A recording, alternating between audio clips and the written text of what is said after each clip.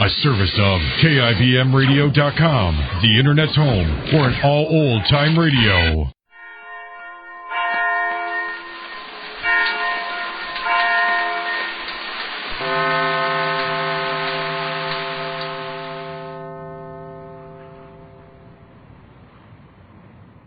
Well, Joyce Blaine, the movie actress, has gone back to Hollywood, but her 2-week stay at the Aces has left their mark.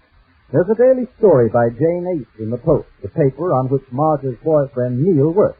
In fact, Neil is ghostwriting the story of how Jane met the movie actress. But that doesn't stop Jane from fancying herself a writer.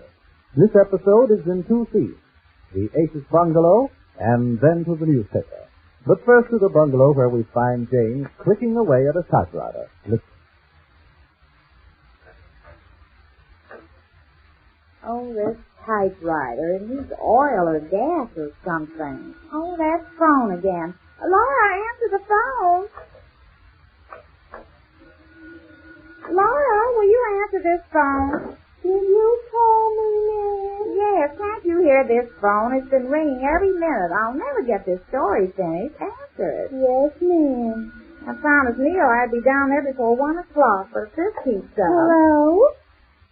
Yes, he's here. Who is this, please? Oh, just a minute. I'll see if she's in. Laura, why do you say I'm here and then you say you'll see if I'm here? Well, you told me to ask who it was, and then... Oh, not that way. I'll show you again later. Who is it? Mrs. Benton. Oh, Mrs. Benton. I guess you read the story in the paper, too. More people have been calling me up here. Hello, Mrs. Benton. Yes, there sure was some excitement around here. Oh, yes, she was so sweet. Beautiful, I'll say the world. She was as pretty as a picture. Well, yes, I guess it was touched up, but... Oh, it's much lighter than the pictures. Did you see the picture of her and me in the Post yesterday? Her and me in the car together? You did? Wasn't that terrible of me? Oh, it was. Well, you see, I didn't know they were ready to take the picture, and the first thing I knew... Yes, I'm writing the story of how I met her and how she lived here with us for 2 weeks, and...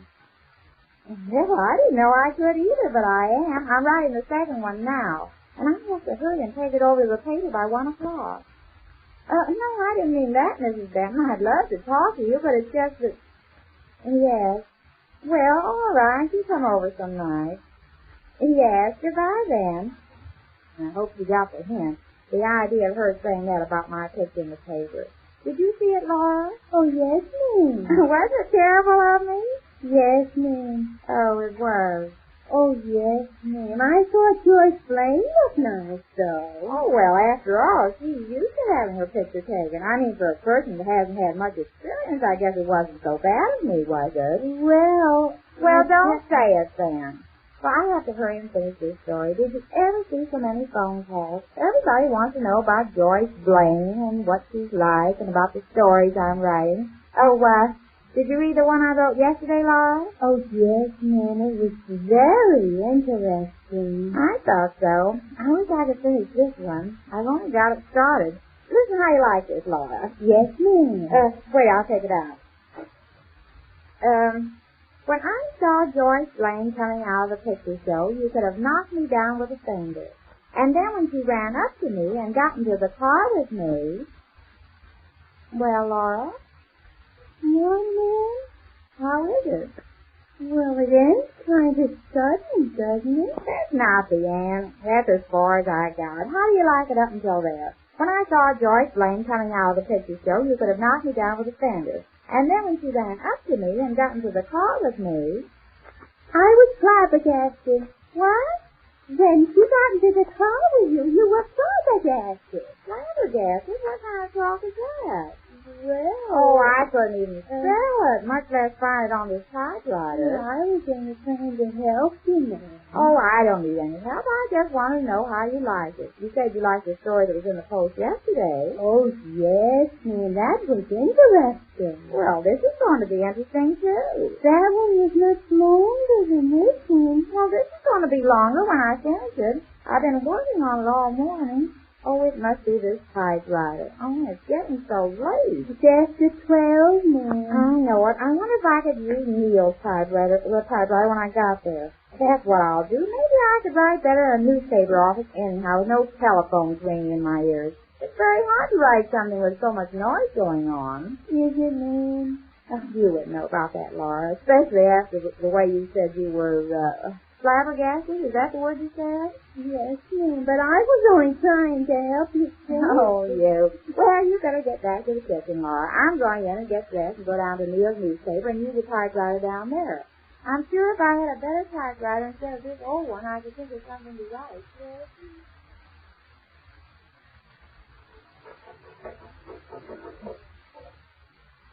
Yes? Well, this is Williams. Sure, sending the proof of tomorrow's installment, and the 3 days after, I got the proof of tonight's installment. No, I'm writing all of next week's now. The boss says there's so much reader interest in this yarn, he doesn't mind how much I drag it out. Okay, send up the proof, will you? Thanks.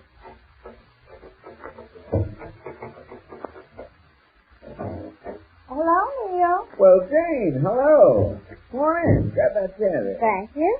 Here, let me take those papers off of there. This coop of mine is beginning to look more like a newspaper office every day. Well, it is a newspaper office, isn't it? Well, I hope so, Jane. Oh, I was just grinding out your next week's installment. This is next Tuesday's I'm working on now. I brought today's. What? Today's story. I got it here. I didn't finish it. I just began it, but that's typewriter of ours. Wait a minute, Jane. You say you brought what? Yes, today's story about me and Joyce. Here it is. I didn't get very much done because there were so many phone calls. More people called me up today, Neil. Yes, I suspected they would. But about this story, Jane, you evidently don't understand. I tried to make it clear to you yesterday.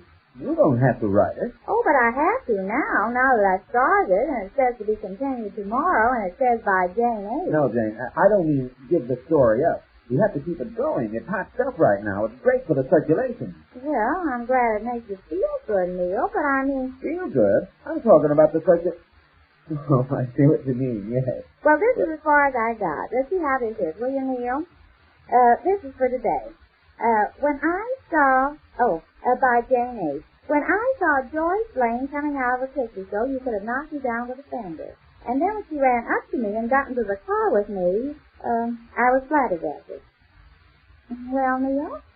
Oh, is that all? Well, that's all I had time for, but I thought if I could use your typewriter, I could write it in a jitney. It's just that our typewriter is so old. Jane, I've got to explain this whole thing to you again. I can see that. Beg pardon? About this story running with your byline, with your name, by Jane A. You don't write that. I do. You? What do you mean? I write the stories, and I sign your name to them. Why, Neil, that's surgery, isn't it? Surgery? Well, call it anything you like, but it means a lot of money, does, Jane, to both of us. Look, here's an order I got this morning to get hold of you and to get you to write the story for a movie magazine. They want it in diary form.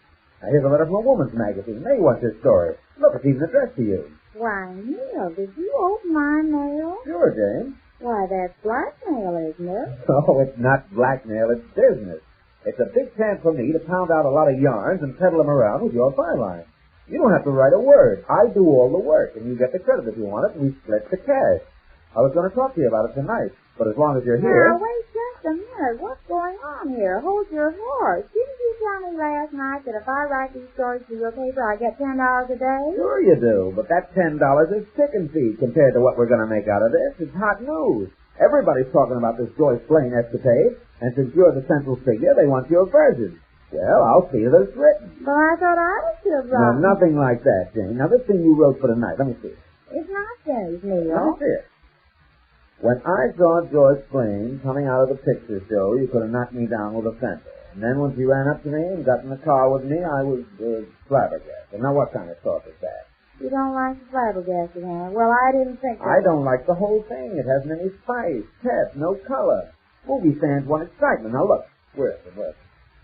Now, here's the proof of the second installment that we're running tonight. You mean you already wrote it? Sure, this is a newspaper, Jane. This would be a fine time of day to be coming in with this yarn. We're on the street with the first edition in a couple of hours.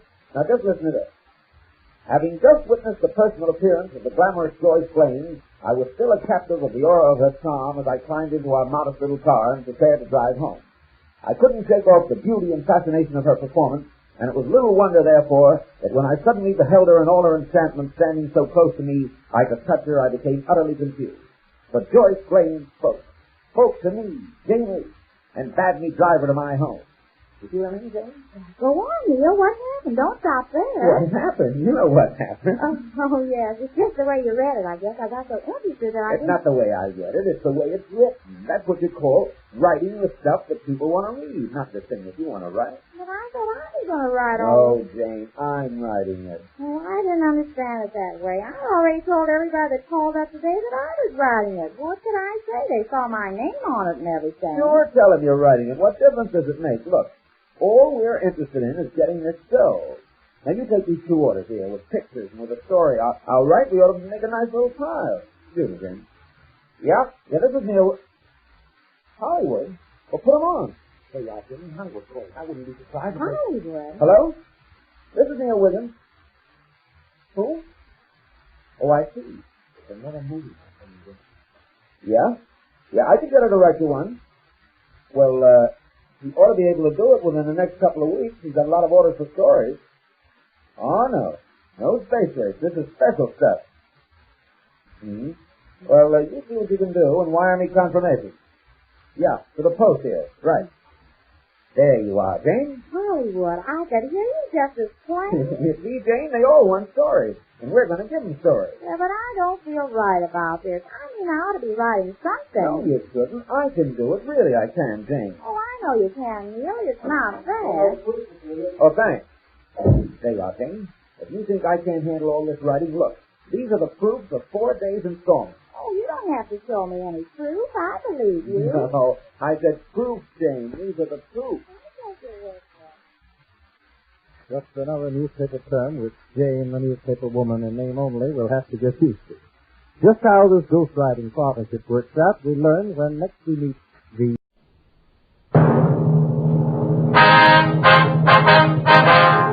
Sound off for Chesterfield. Chesterfield, the first and only cigarette in America to give you premium quality in both regular and king size, brings you Dragnet.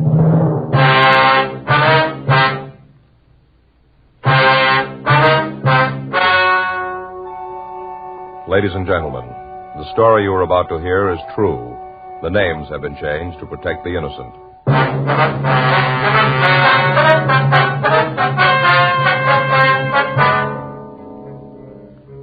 You're a detective sergeant. You're assigned to forgery detail. 2 men have been passing bad checks in your city. You have descriptions of both of them. You know the names on the checks. Your job, get them. First, we read you the 6 months report, then the 8 months report. Now, here is 10 full months of scientific evidence on smoking Chesterfields. A medical specialist is making regular bi-monthly examinations of a group of people from various walks of life. 45% of this group have smoked Chesterfields for an average of over 10 years. After 10 full months, almost a year now, the specialist reports he observed no adverse effects on the nose, throat, and sinuses of the group from smoking Chesterfield. That's the report. And Chesterfield is the first and only premium quality cigarette throughout, in both regular and king size. Fine tobaccos, the world's best, kept tasty and fresh, wrapped in the finest cigarette paper money can buy. Yes, everything that goes into your Chesterfield makes it the premium quality cigarette. And it's the only cigarette that gives you scientific evidence of real smoking pleasure. Try much milder Chesterfield today. They're best for you.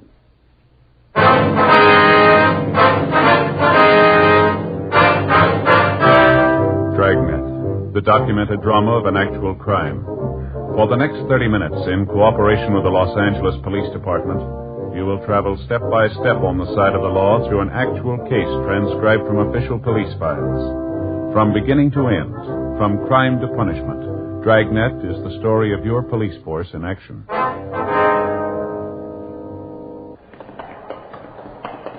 It was Thursday, April 8th. It was windy in Los Angeles. We were working the day watch out of forgery detail. My partner's Frank Smith. The boss is Captain Welsh. My name's Friday. We were on the way back from the main jail, and it was 9:46 a.m. when we got to room 29. Forgery. Well, that wraps that one up. Yeah. When are we going to arraign him? Oh, figure day after tomorrow. Okay. Well, let's get started on these other crime reports, huh? Yeah. Friday, Smith? Yeah, Skipper. Hi. See you a minute? Sure. Sit down. What's up, Skipper? How's the Clemens thing going? Well, we just talked to him. Says he'll plead guilty. Mm-hmm. Well, I want you to take a look at this. Okay.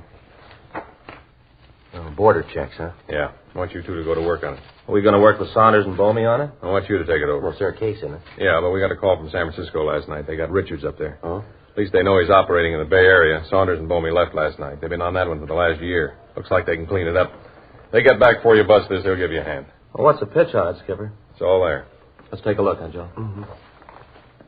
Sure a bunch of paper. Here's we can figure they've been working a little over a year. Yeah. All the checks are drawn on big companies here. You any idea where they're getting them? No, not yet.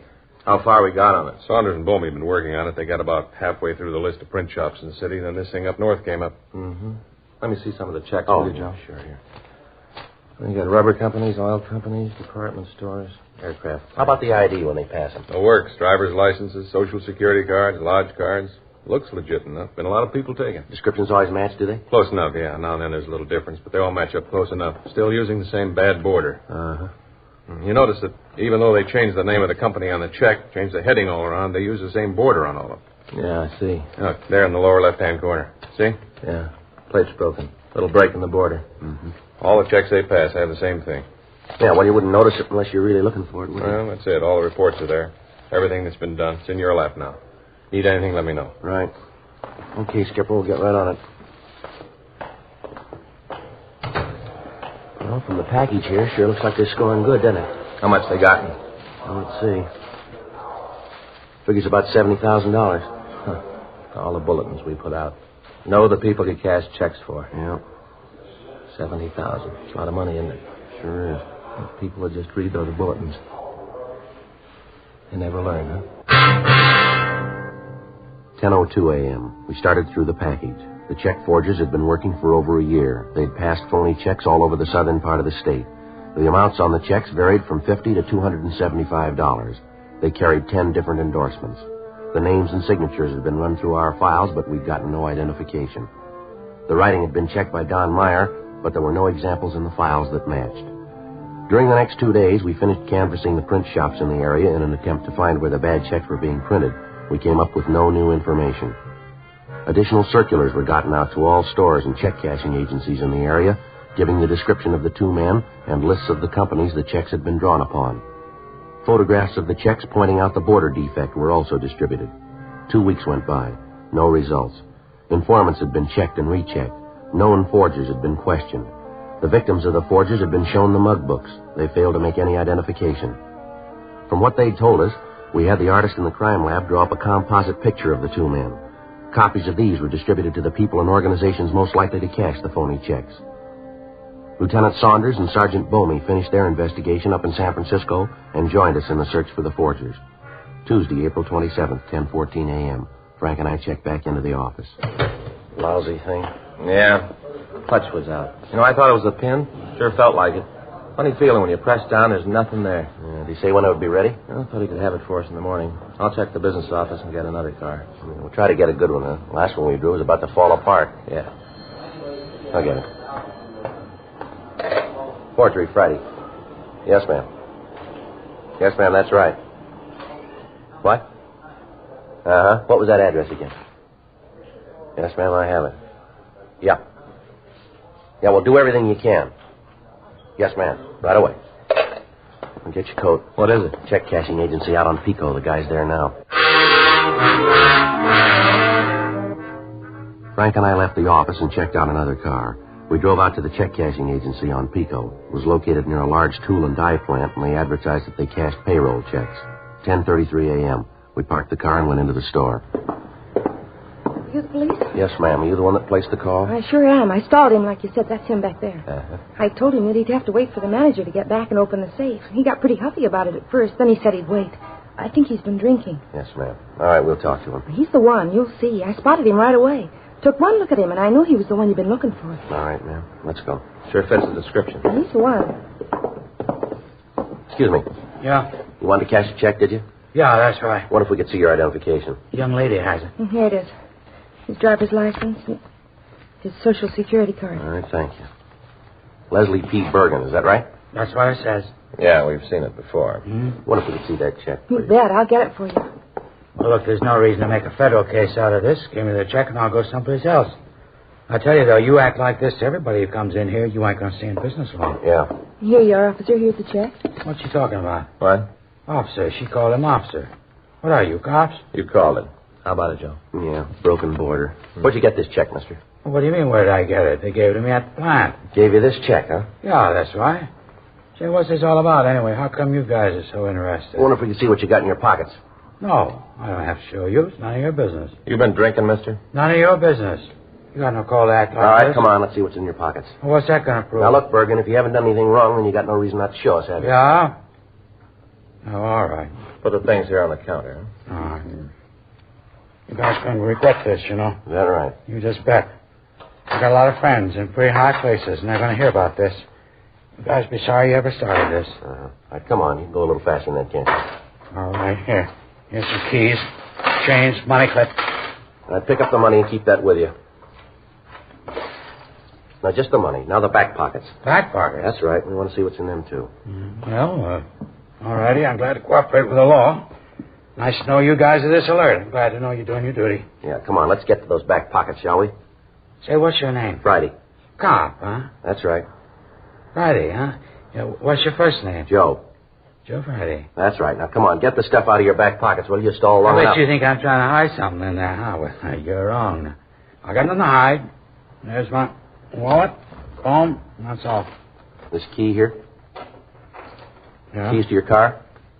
No, I don't have a car. Oh, that's not true, officer. I saw him drive up. That's his car out in front, the red Ford. Is that right, Bergen?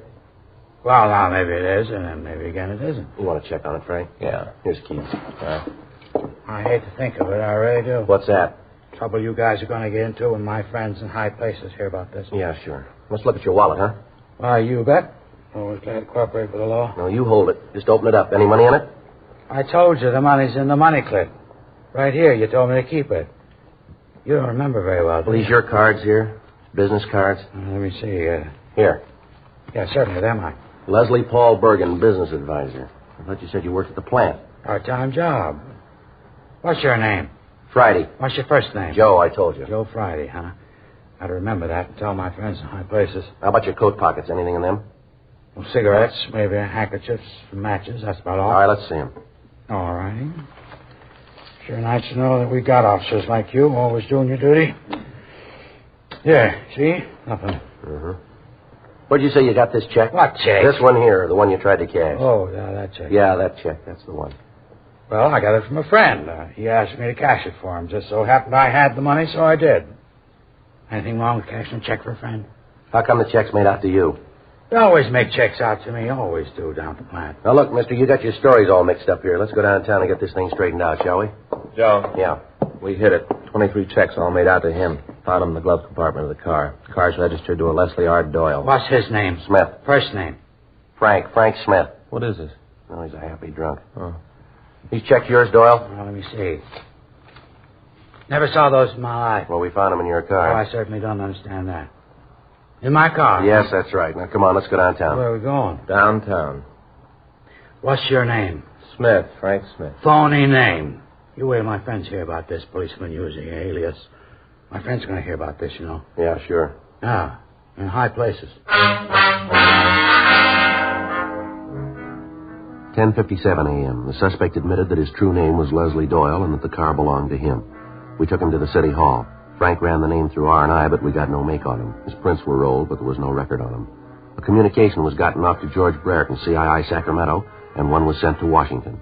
11:30 a.m. We took him to the interrogation room to question him. I told you, I don't know where the checks came from. They were found in your car. So they were found in my car. That mean they're mine? Looks like you had something to do with it. They all were made out to you, the phony ID you got there. Well, maybe it's a joke. Maybe it's somebody's idea of a gag. Well, huh? that's not very funny, is it, Doyle? Well, you don't have to tell me.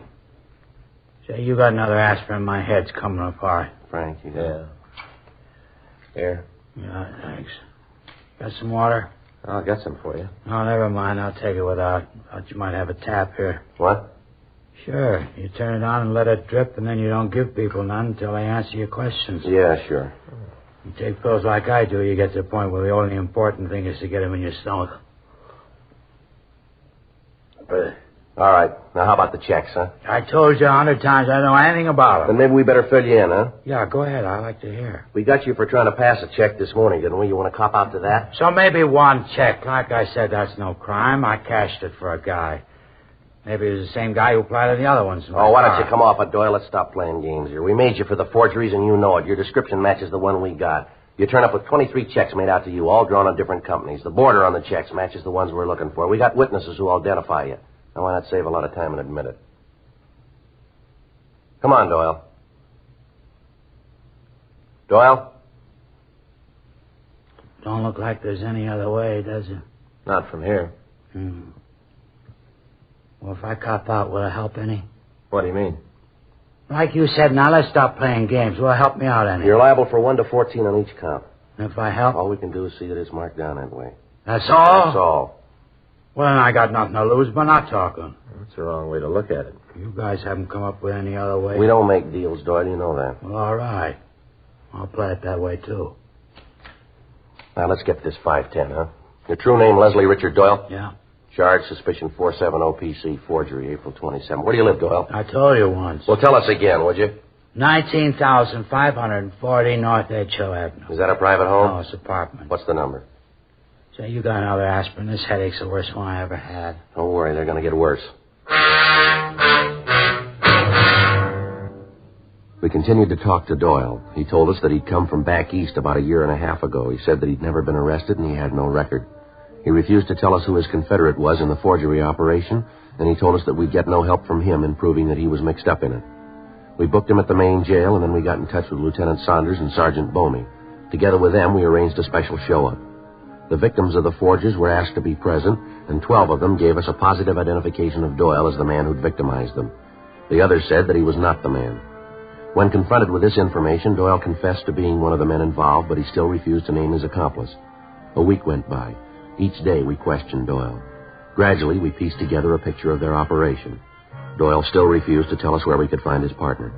The kickback from Washington and Sacramento arrived, but gave us no new information.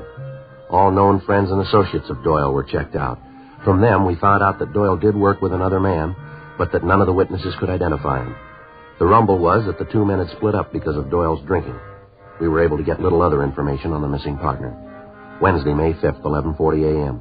Frank and I checked into Captain Welsh's office. How about it? No, nothing, Skipper. He says that he knew Doyle, but he doesn't know the other man. Any of the other leads pan out? No, none of them.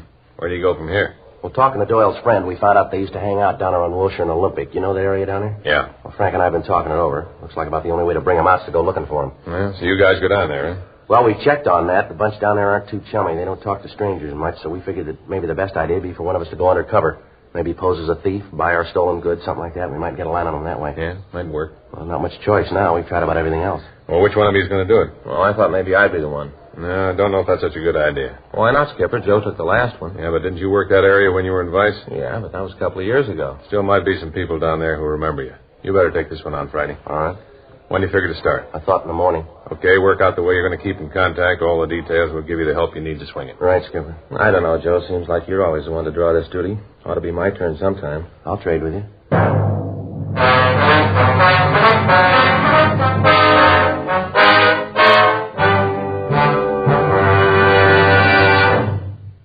You are listening to Dragnet, the authentic story of your police force in action.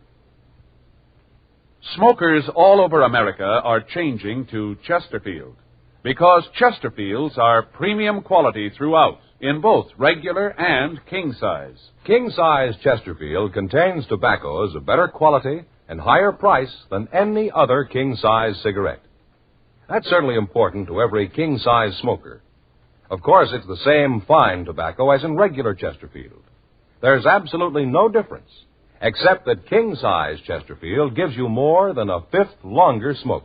So remember, the modern way to sell cigarettes is the Chesterfield way. First and only cigarette with premium quality in both regular and king size. Chesterfield is much milder.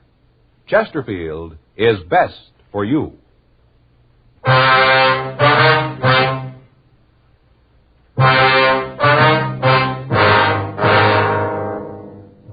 Thursday, May 6th, 9:30 a.m. I left my apartment and went down to the vicinity of Wilshire and Olympic. I spent an hour wandering around the bars in the area, and then I checked into a small hotel down on South Hill.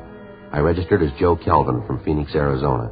I told the clerk that I was in town on business and that I'd be there as long as it took me to conclude the deal I was working on. I spent the afternoon in a bar on 4th Street, and I got friendly with the bartender. I asked him if he knew Leslie Doyle, and he told me that he'd seen him around, but that he didn't know him very well. I asked if he'd ever seen Doyle with another man. He said that he had, but he didn't know who he was. The bartender went on to say that the two men had frequent arguments and that they usually ended up with the other man walking out and Doyle going on a drunk. He told me that I might be able to get some additional information on the man in a cafe over on 5th Street. I spent the next 3 days wandering around that area, eating my meals in the restaurant. At the end of that time, I had no new leads. Frank, Saunders, and Bomey were still working on the case, and Frank told me that the bad border check passing was still going on. Further conversations with Doyle netted them nothing. At the end of a week, I'd gotten to know one of the waitresses at the restaurant, and she indicated that she knew Doyle's partner, that she knew him merely as Mac. She was unable to tell me where I could find him. I got in touch with Frank Smith, and he ran the name through the moniker file in R&I, but he got no make. Friday, May 14th, 10:56 a.m. I stopped for breakfast. Morning, Joe. Hi, Agnes. What'll it be this morning? Well, let's see. Orange juice, couple of eggs, toast, and coffee. Huh? Eggs sunny side up? Yeah. How's the bacon? Great, just like always. All right, a couple of pieces. Yeah. Want to bring the coffee right away? Yeah. Is that the morning paper? Here? Yeah. Thank you.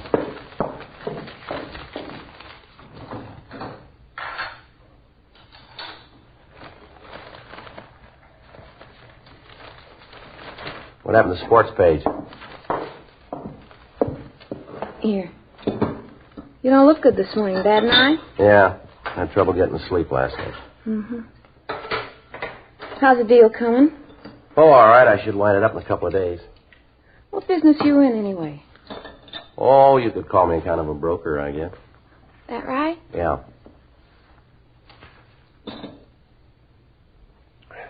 Coffee's been hot. Yeah. Just what does that mean? What, the coffee? Being a broker. Oh, I buy things for a price and I resell them for more. Things you buy. They hot? Well, why do you ask that? Just wondered. Rumbles around that you're in town buying stolen stuff. Is that right? That's what they say. Is it true? I don't know. I haven't been talking to the same people as you. That the reason you want to get in touch with Mac? Well, look, if I answer that, I've answered the first question, haven't I? Yeah. That the reason, Joe? Oh, it might be. Where's the sports page? Is it around? Why, do you know where I can get in touch with him? I like you, Joe. Yeah, well, I think you're nice, too. I'd like to have the sports page if you could find it for me. No, I mean it. I think you're all right. Well, thanks, Agnes. That's nice of you to say that. You've never tried to get fresh. Different from most of the guys that come in here. Is that right? Sure. Guys all the time getting fresh, asking me out. Not you, Joe. You got a girl in Phoenix? Oh, I might have, yeah. I haven't been back for a while, you know. Mm-hmm. Lucky girl. What's she like, Joe? Who's that? Girl in Phoenix. Oh, I guess she's a little like you. She's a nice girl. You want to get married? Well, I don't know. It kind of depends on this deal here I'm working on. It'd be nice if you got married. I'm going to get married someday. That'll be nice. It'd be real nice if you got married. Depends on this deal, huh? Yeah, that's right. Okay. I'll tell you how to get in touch with Mac. 11:14 a.m. I continued to talk to Agnes. She told me that she didn't know where Mac lived, but that she could put me in touch with a man who might. She gave me the address, and I drove over to the place. It was a rooming house on South Vermont. I talked to the man, and he told me that he'd seen Mac during the past week, and that as far as he knew, the suspect was still living in an apartment house on 7th Street. 1:15 p.m. I called the office, and Frank Smith came out to meet me. We arrived at the apartment house and talked to the manager, Mrs. Nancy Holmes. She told us that she had a tenant named McLean who answered the description we gave her. She told us that McLean had lived in the apartment for the past 8 months. She went on to say that she didn't know what business he was in, but that up until a few weeks ago he was in the company of a man called Doyle. Her description of the man matched that of the suspect. 2:46 p.m. In the company of the manager, we went through McLean's apartment. We found 14 checks made out to him, and all of them drawn on large companies. All of them had the same broken printed border. Frank and I waited for him to return. 5:32 p.m.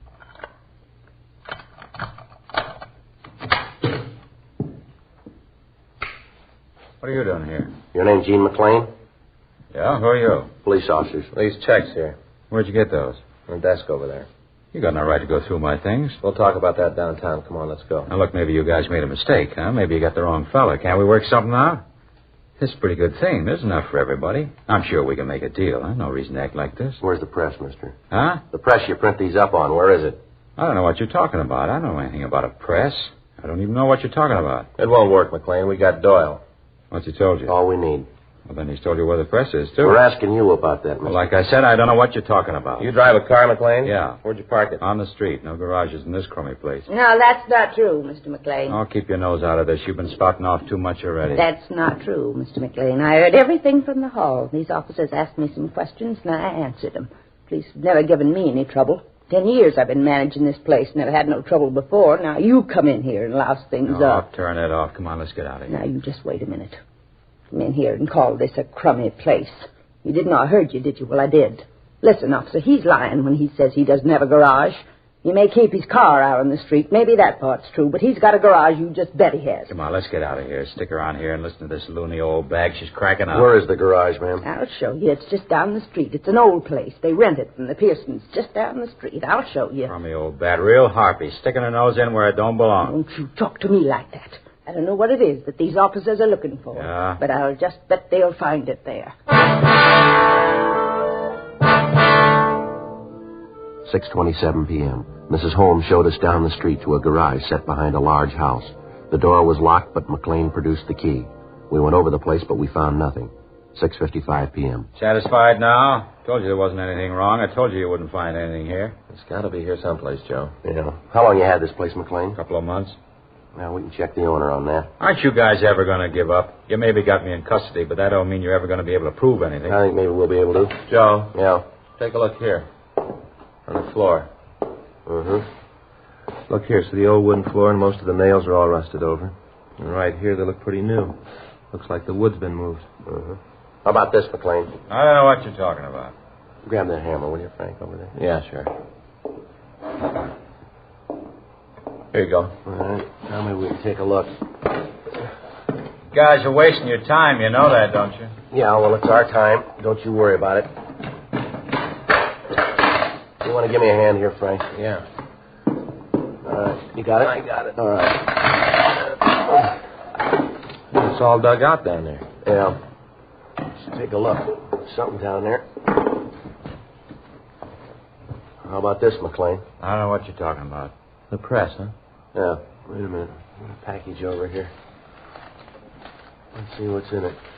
Look, you got no right to come in here and tear up the place. I'm going to see a lawyer about this. How about it, Joe? Yeah. Printing press. Take a look. Huh. Engraver's place. Look, here's the broken border. Yep. All right, McLean, let's go. You just wait. My lawyer's going to hear about this. Is that right? Yeah, you bet it's right. Come in here, tear up the floor. You got no warrant, you got no right.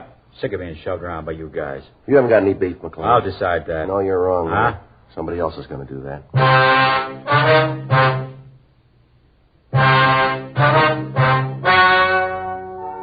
The story you have just heard was true. The names were changed to protect the innocent. On August 25th, trial was held in Department 89, Superior Court of the State of California, in and for the County of Los Angeles. In a moment, the results of that trial. Now, here is our star, Jack Webb. Thank you, George Fenneman. Friends, here are two important things to remember. Everything that goes into your Chesterfield makes it the premium quality cigarette, and it's the only cigarette that gives scientific evidence of real smoking pleasure. Try much milder Chesterfields today. They're best for you.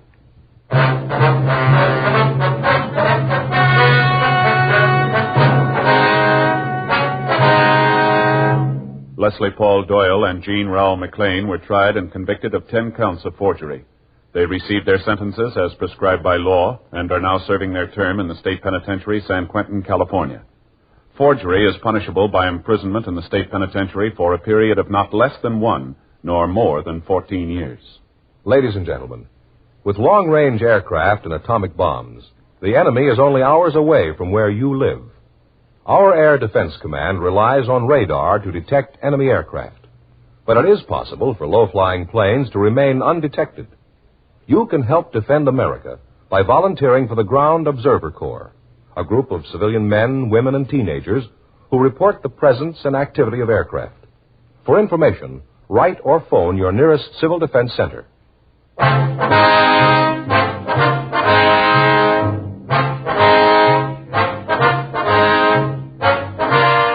You have just heard Dragnet, a series of authentic cases from official files. Technical advice comes from the Office of Chief of Police W.H. Parker, Los Angeles Police Department. Technical advisors, Captain Jack Donahoe, Sergeant Artie Wynn, Sergeant Vance Frazier. Heard tonight were Ben Alexander, Art Gilmore, Whit Connor. Script by John Robinson. Music by Walter Schumann. Hal Gibney speaking. For a million laughs, tune in Chesterfield's Martin and Lewis show Tuesday night on this same NBC station. And sound off for Chesterfield, regular or king size. You'll find premium quality Chesterfields much milder. Chesterfield is best for you. Chesterfield has brought you Dragnet, transcribed from Los Angeles.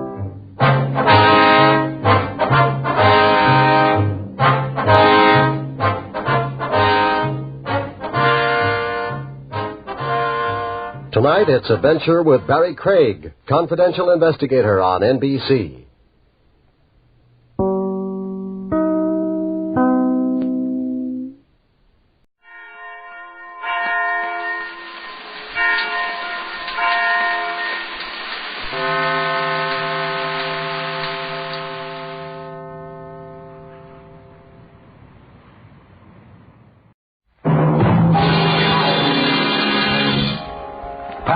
Novak. For hire.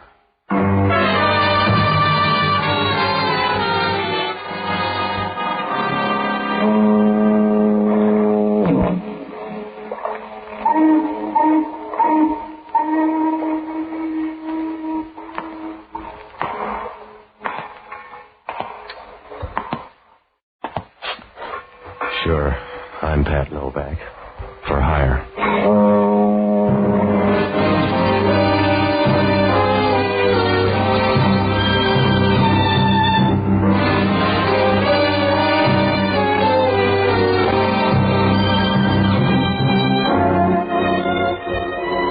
That's what the sign out in front of my office says. Pat Novak for hire. It's about the only way to say it. Oh, you can dress it up and tell how many shopping days there are till Christmas. But if you got yourself in the market, you can't waste time talking. You gotta be as brief as a pauper's will. Because down on the waterfront in San Francisco, everybody wants a piece of the cake. And the only easy buck is the one you just spent. Oh, it's a good life. If you work real hard and study a little on the side, you got a trade by the time you get to prison. I rent boats and do a few other odd jobs you can't afford to pick it on. It works out all right if you put your tongue in hock. Because down here you shouldn't talk. It's like installing a set of drums in a belfry. You make some noise, but it's never the right kind. I found that out a few days ago. Must have been Tuesday or Wednesday night anyway. I was sitting in the office reading Time magazine when the door opened. I looked up and had to keep right on going because the guy was so tall he'd have to bend over to see through a transom. And he had a voice deep enough to red out as a bassoon. Good evening, Mr. Novak. I'll take your word for it. You have a small office. I'm small time. What's on your mind? My name is Lahey. I want to hire you. Yeah, sit down. Are you cold? Yeah? That overcoat around your neck, you're either cold or a priest. Oh. I'm a priest, Mr. Novak. I'm sorry, Father. You got a slow brogue. What do you need? A few hours of your time. I want you to help a man escape from prison. Uh-huh. Father, you'll never get along with the bishop. Mr. Novak, in a curious way, this is an errand of mercy. Well, this isn't my year for mercy. I'm sorry, Father. Maybe you don't like to hear it that way, but if I got the right fee, it wouldn't be mercy anymore. When I say it's an errand of mercy, that's what it is. Sometime tonight, a man is going to break out of Alcatraz. If he's allowed to get into town, he may kill somebody. You want me to stop him? That's right. And if he doesn't kill anybody, he can still be shot down by the police. Well, that's the percentage, Father. If he comes off that rock, he knows that. Stop worrying about him. If you could bring him to me, I know I can talk him into going back. Tell headquarters they'll do the same thing. If I did that, I'd break a promise. This is the only thing I can do.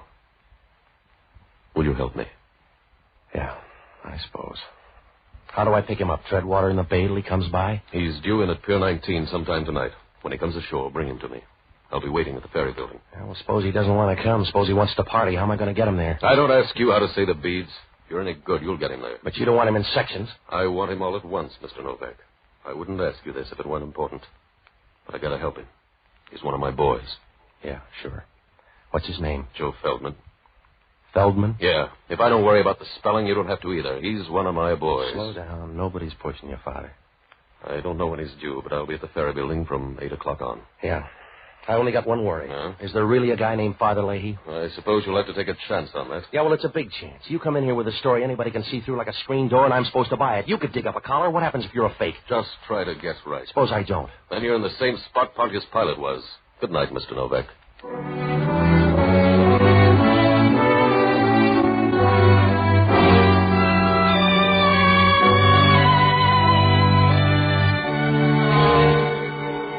Whoever Joe Feldman was, he had a good friend. Because when Father Lahey walked out of there, I knew he was all right. You could tell without even testing him. The way when you pick up a pool cue, you know right away whether it's any good or not. He stood at the door for a minute, and then he walked out. And you got a funny feeling that he didn't walk into the night, that he was big enough to wrap it around his shoulders and take it with him. I got a last look at him as he turned the corner under a street lamp. He looked even taller now, and you knew if somebody stood him in an oil field, you couldn't tell him from the rest of the derricks. Well, I made a couple of phone calls, and then I closed shop and went down to the end of Pier 19 to wait. The bay looked as dark as a bruised crow. The fog was beginning to drift in over near the piers. By 9 o'clock, you couldn't see a thing. You felt like a guy trying to shave in a bathroom full of steam. I was about 30 feet from the end of the pier when a small boat pulled in and let somebody out. I was sure it was my boy, so I moved behind a shed and waited. The boat pulled away, and the guy started down the dock. I waited until he moved past me. Oh, I'm sorry. You ought to be glad. How's the rock? Huh? You lonely, mister? What do you care? If you ever buy a beer and talk to the bartender, I'm busy. All right, you're tough, Feldman. Let's go now. You got dates for us? You're going to see Father Lahey. Come on. Oh, you doubling for Gabriel? Leave me alone, mister. I don't want to go. Now, look, Junior, if we draw straws, you're going to get the short one. Oh, that's supposed to be a gun in your pocket? Well, you get a chance to find out. That's what I'm going to do, because I have one, too. If it starts to hit your stomach, back down. Now, where's yours, Mr. Timid? It's a bad night for bluffing, so goodbye. Yeah, come here. Oh, go easy, fella. It's a big one. Well, you can let go easy then. Come on, drop it. Drop it in the water. Let go. Now, you want to start again? No. All right, I'll see you, man, Lahey. I got to make a stop first. Make it after. It'll take 5 minutes. Look, mister, if you want to do it the easy way, let me make the stop. You go with me. All right, 5 minutes, and then you see Father Lahey. Suit yourself. I doubt if I'll make heaven, but if you want to run interference, it's all right with me. If you need the credits, you need the credits.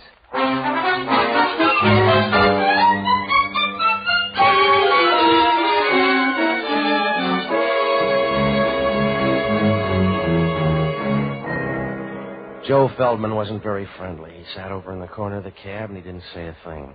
He just kept looking at me and waiting, like a guy feeding arsenic to a rich ant. A few minutes later, the cab pulled up in front of a hotel on Geary Street, and we walked in.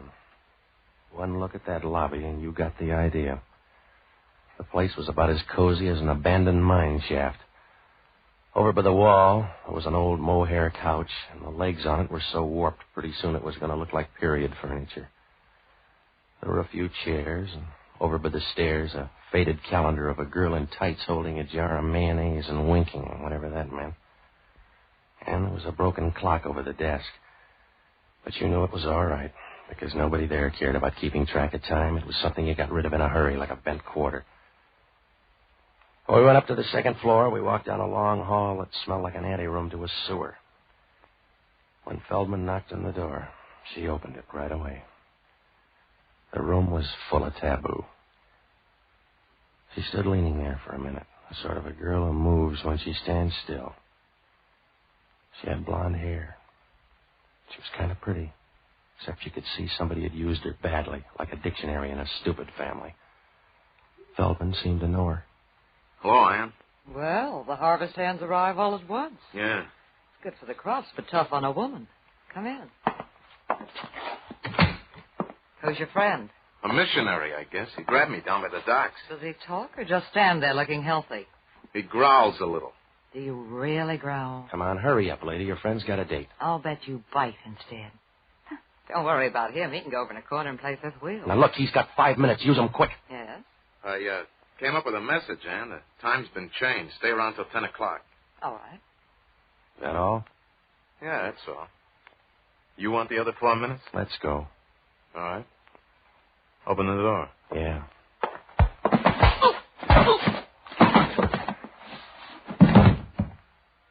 You didn't open it fast enough.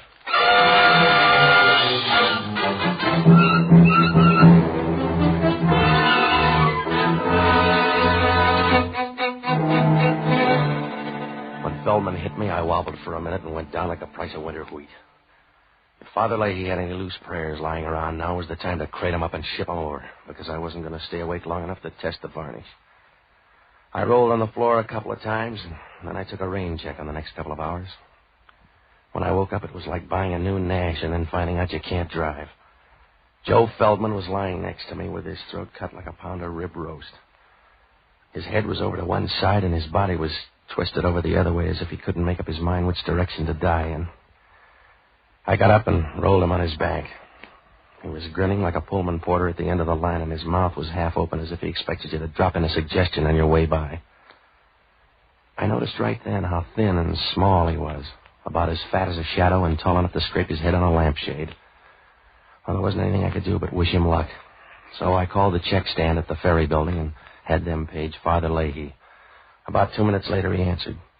Hello? Father Lahey? This is Novak, Father. Yes? Call in the outfield. Your boy's dead. I see.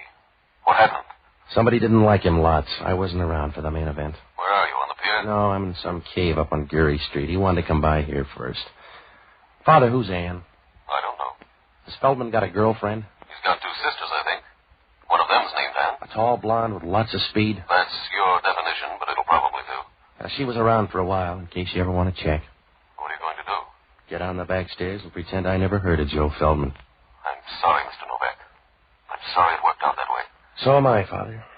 If you liked him, I'm sorry. He may have been a nice little guy. Huh? Oh, I could do without him, but if you like it, I'll say he was a good little guy. How little? I don't know. We could start a picket fence with him. Why? Because you've got the wrong man, Mr. Novak. Huh? If he's under 6 feet, you've got the wrong man. Whoever you've got up there isn't Joe Feldman. Well, he's happy about it now, Father. Whoever he is, I'm sorry. It's the percentage. Why the percentage? If it isn't Joe Feldman, why? That's the waterfront, Father. If your name's Joe Nobody, you still can't do better than 8 to 5.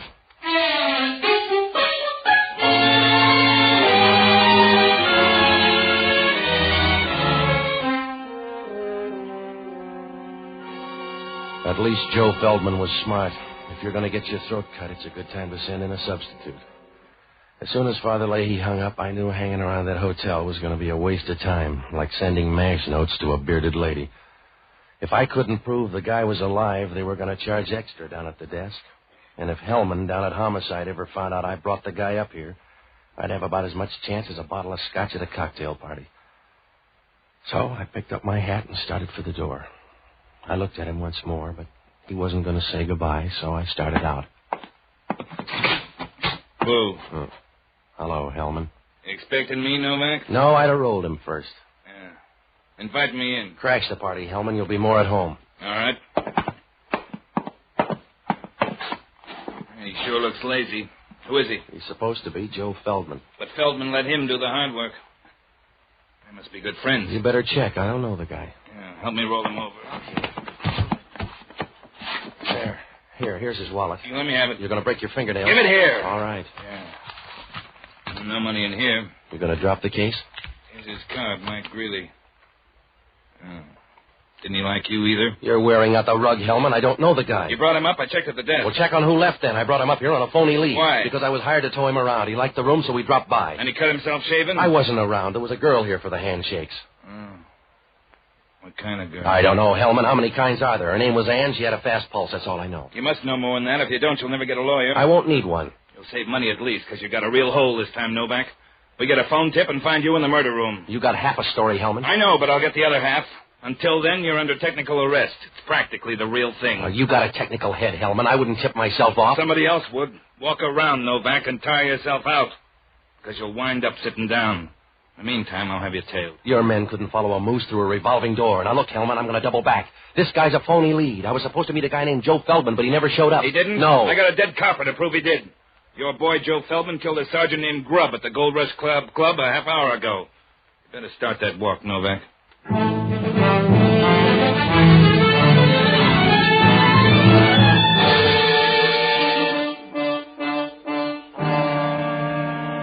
Well, there are two kind of raps you can't ever beat. Cheating a woman with kids and killing a copper. So I knew Joe Feldman could put in for reservations right away. And I knew Hellman would stay with him like a February cold. He'd stay with the whole thing, and I'd have a real tough time explaining. I couldn't explain it to myself. What about the message up in that room?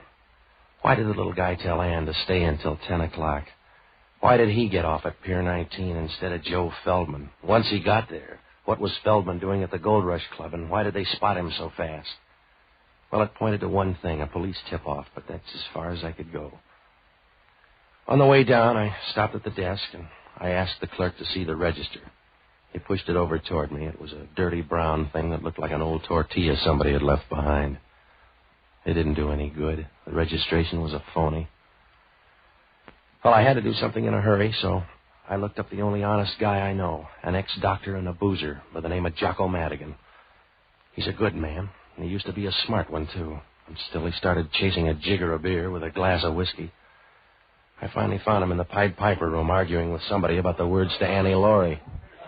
Ah, Patsy. A drink for Mr. Novak. Something cheap but impressive. Oh, stop it, will you, Jocko? Are you going to be drunk all your life? Yes, it's only a matter of willpower, Patsy. I'm probably the only man in the world who intends to carry a hangover into eternity. Well, stop long enough to give me a hand, will you? I'm in trouble. Of course you're in trouble. You'll always be in trouble because you can't recognize it, Patsy. You're fuzzy, Jocko. You have the social outlook of a bull with a hot foot, and there's no hope for you because if from time to time a moral feeling does sweep over you, you mistake it for influenza and go to bed. All right. Oh, you try hard enough.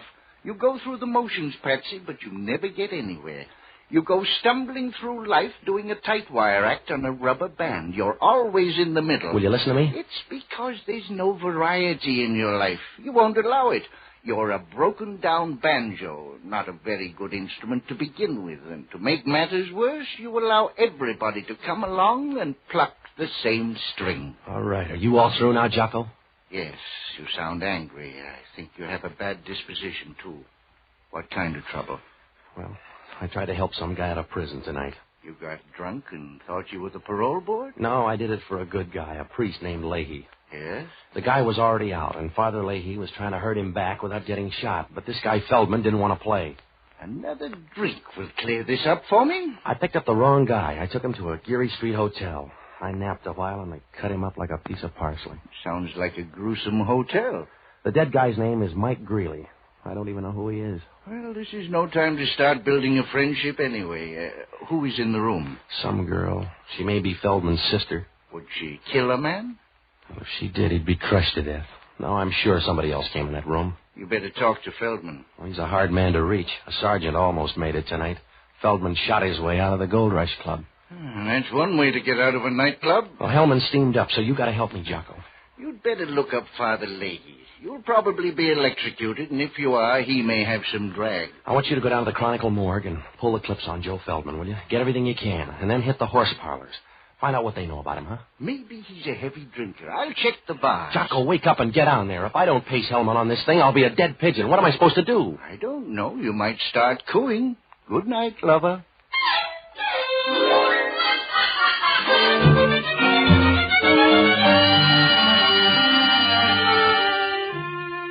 Well, as soon as I left Jocko, I went down to the Gold Rush Club on O'Farrell Street. It was a little nightclub where they charge 80 cents for a drink of whiskey that'd kill a redwood. The floor show was just as bad, and the headliner was an Oriental dancer whose only talent was a zipper. I sat at the bar, and I tried to pry some talk loose, but they liked the boss. I finally got a hold of a fat waitress who should have been wearing a harness instead of slacks. She told me a little. The owner was a guy named Charlie Giffen. He used to make book with Joe Feldman. She told me that Joe's sister worked at the Gold Rush Club for a while, but she got sick a few months ago and quit. I asked the girl if tonight's shooting was a police plant. She didn't know, but she said that Feldman had been in to see Giffen tonight, and on his way out he ran into trouble. I gave her $5, and she looked hurt as if somebody had given her a plow for Christmas. She showed me where Giffen's office was, and I walked back there. Giffen wasn't there, but the taboo was. Do you have the right door, Mr. Novak? You seem to be in all of them. Do you mind if I lean in the doorway? No, but I'll bet you need shoulder pads by this time. Where's Charlie Giffen? Why? I want to ask him about Joe Feldman. Ask me. I'm his sister. I'll ask you about Mike Greeley. Who killed him? I don't know. Is he dead? Yeah, he couldn't stand the bleeding. He was all right when I left. What were you doing up there? Waiting for Joe. My sister and I were going to meet him up there. Relax, Mr. Novak. Relax for me. No, when people relax for you, they do it on the floor. I was out long enough for homicide to catch up. They want me for Mike Greeley, but I'm going to send them you or Joe. You're forgetting my sister Norma. Should I? For most things, yes. But she was up in that room tonight after me. I'll ask her. Ask her about the money, too. Well, you're out in front of me on that. You can see me better that way. Joe had a lot of money on him tonight. With the police out, he wouldn't carry it with him. By now the money's gone, so's Norma. Oh. Do you know where it is? No. Well, you growl and you bite and you lie. You must have a full day. Sit down, relax. I want to see Giffen. He won't be back tonight. Now lean back. That's it, Patsy. You really want that money? I can split a motive. Can you split it 90-10? If you can't, you better get your breath back. I won't need it. I don't want to talk anymore. Come here and make me stop. Over close. If I get any closer, I'll be on the other side of you. Yes. Patsy. You ought to get time and a half, darling. Hello, Ann. Thought you were coming in to curl up with a good book. Mr. Novak came by full of questions. This is Charlie Giffen, Patsy. I got some questions for you, too, Giffen. Well, ask him down the bore of this gun. Over by the desk, Novak. Did you lose that knife, Giffen? By the desk. That's it. Where's the money, Novak? I gave her the last report. Where's the money? Joe gave it to somebody? Try the Red Cross, mister. You got a tender face, Novak. Now get out of this club before I slap on a cover charge.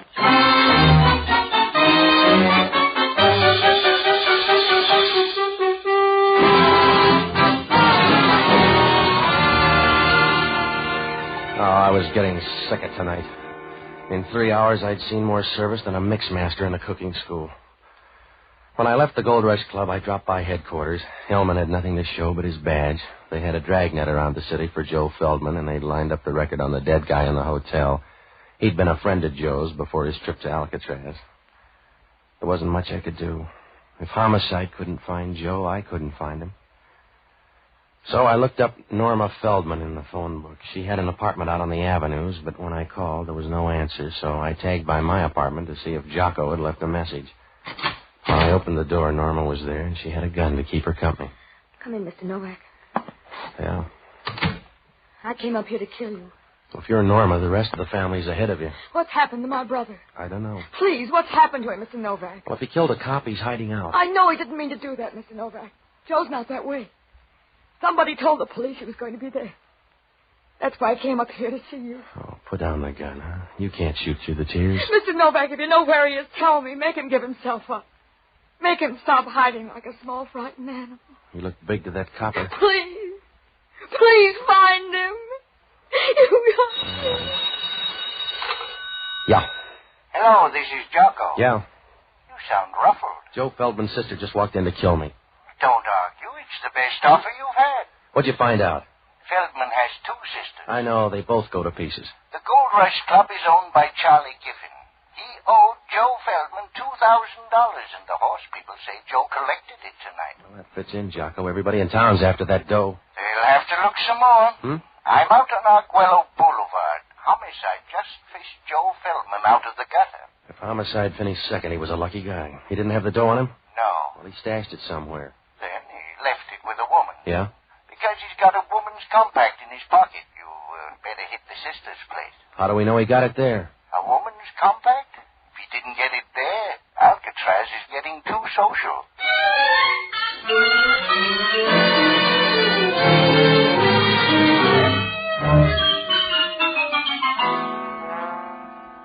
Well, the minute Jocko hung up, things began to fall into place. But I knew the last piece was going to pinch somebody hard. If the Feldman blood was going to turn bad, Father Lahey was a good man to send in, so I called him. He was out, but I left word for him to get out to Norma Feldman's apartment. Norma and I left, and on the way, we picked up Hellman. When we got out to her place and started up the stairs, we could hear people moving above. There was no point in trying to keep quiet, because Hellman was creeping up the stairs like a stallion with a broken leg. Yeah, if you got a bomb, touch it off, too, huh? Well, open it, Hellman. Hello, Novak. Did you find the dough, Giffen? You mean my stolen dough? Yeah. Come on, then. No, you and Ann better wait. This is Hellman from Homicide. We're leaving. You better move, Novak. Not until you settle a murder rap. Can you pay it off that fast? I can do it on the way to the door. Oh, wait a minute. Point the gun at Hellman. He's official. I can tag you both, so move away, you too, Norma. Ann and I are leaving. Look, Giffen, Homicide gobbles up nightclub big shots like you. You're nothing to me, copper. Move away. You got the hammer. Use it and come on through. All right, I will, copper. Yeah, you need a refill, Giffen. That's right, darling. Hand him your gun. And you couldn't have done that. You couldn't have taken them out. All right, so they fell out. You better take him for murder, Hellman. You little bum. That leaves you all the money. I can spend it, darling. Well, you better do it fast, then. Grab him, Hellman. Yeah, I got it. You can book him for both murders. My Greeley and my brother. I'll testify and I'll ride there in a cab on your dough, Giffen. Yeah. Are you going to pose or take me, Hellman? If you're anxious.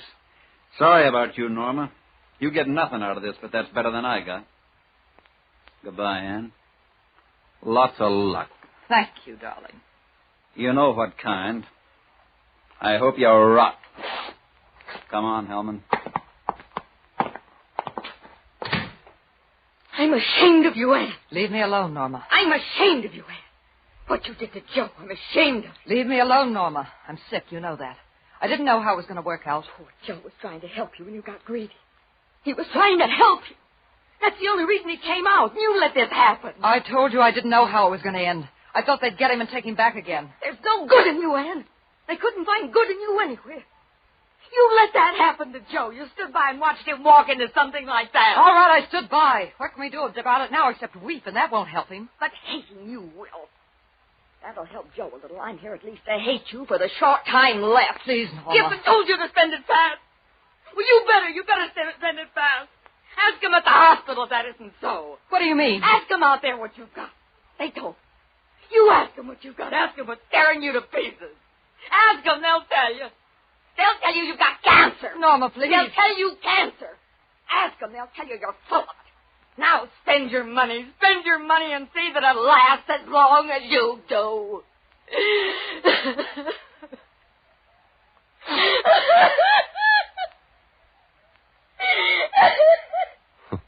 Goodbye, girls.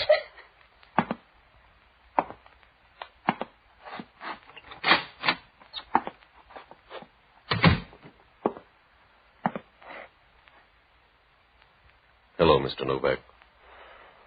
Did you miss much, Father? No. Feldman luck is running kind of bad tonight. It does for some people, I guess. All they get is unhappiness. They wear it the same way you'd wear a sports coat, only they never seem to get a new one. I'm sorry about tonight, Mr. Novak. I'm sorry it's not a smoother world. Yeah. But if it were, you'd be out of a job, Father. See you later.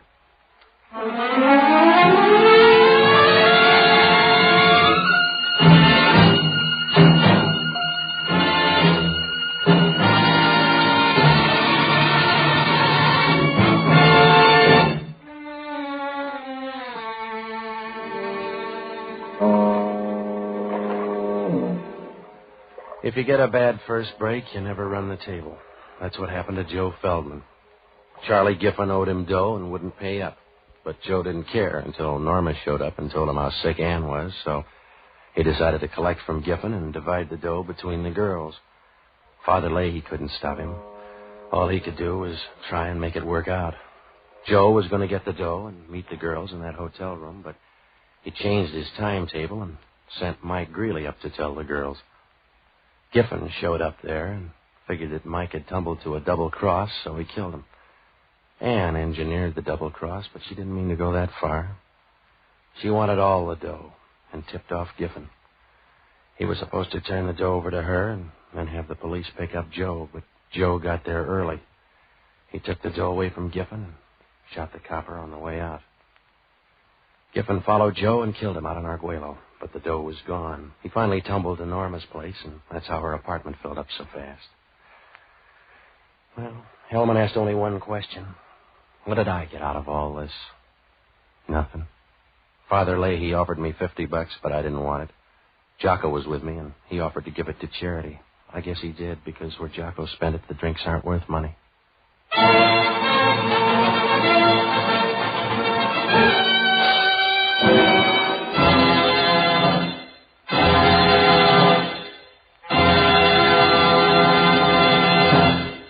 Hot Novak for Hire was previously released by ABC, the American Broadcasting Company, for listeners in the United States, and rebroadcast for our men and women overseas.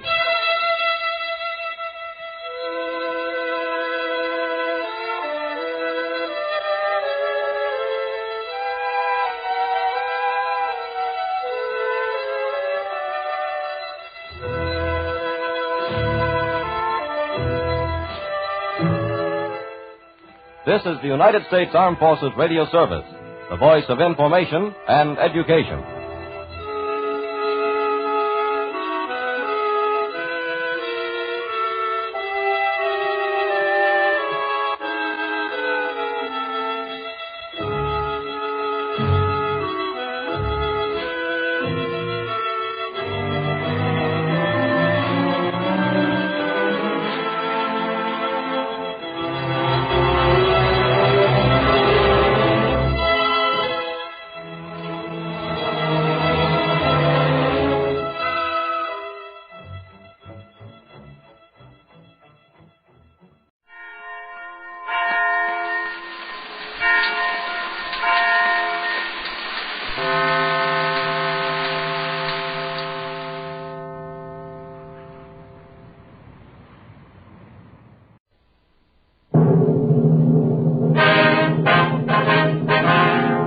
Sound off for Chesterfield.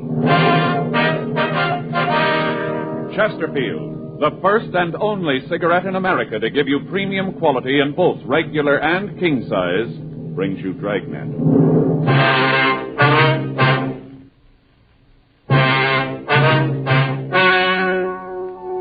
Ladies and gentlemen, the story you are about to hear is true. The names have been changed to protect the innocent.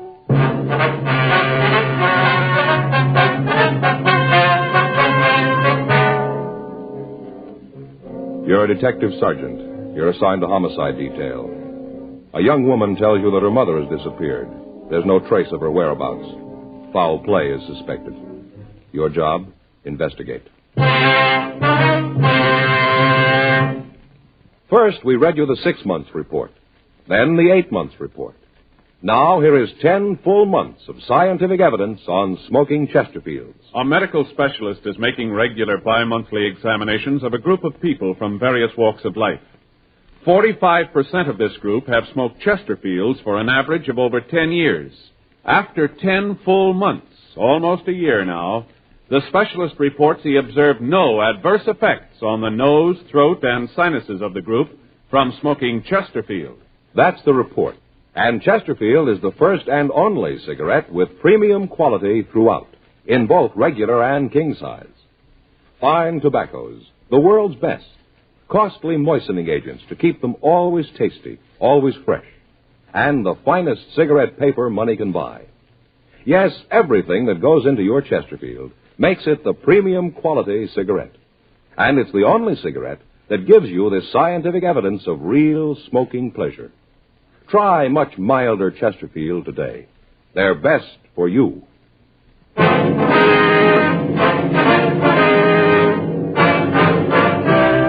Dragnet, the documented drama of an actual crime. For the next 30 minutes, in cooperation with the Los Angeles Police Department, you will travel step by step on the side of the law through an actual case transcribed from official police files. From beginning to end, from crime to punishment, Dragnet is the story of your police force in action.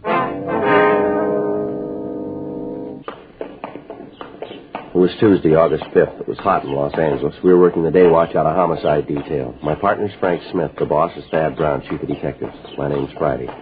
We were on the way out from the office, and it was 10:46 a.m. when we got to 4298 North Estrella Street. The front door. Hot. Yeah, it sure is.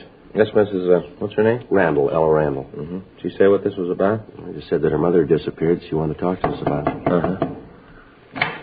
Yes? Ms. Randall? Yes, that's right. Police officers, ma'am. Oh, yes, come in, won't you? Thank you. Thanks, ma'am. Warm out. I think I'll leave the door open. Hope the flies don't come in. My name's Friday, Mrs. Randall. This is my partner, Frank Smith. How do you do? How you do, ma'am? Could you tell us just what it is you want to see us about? Well, of course.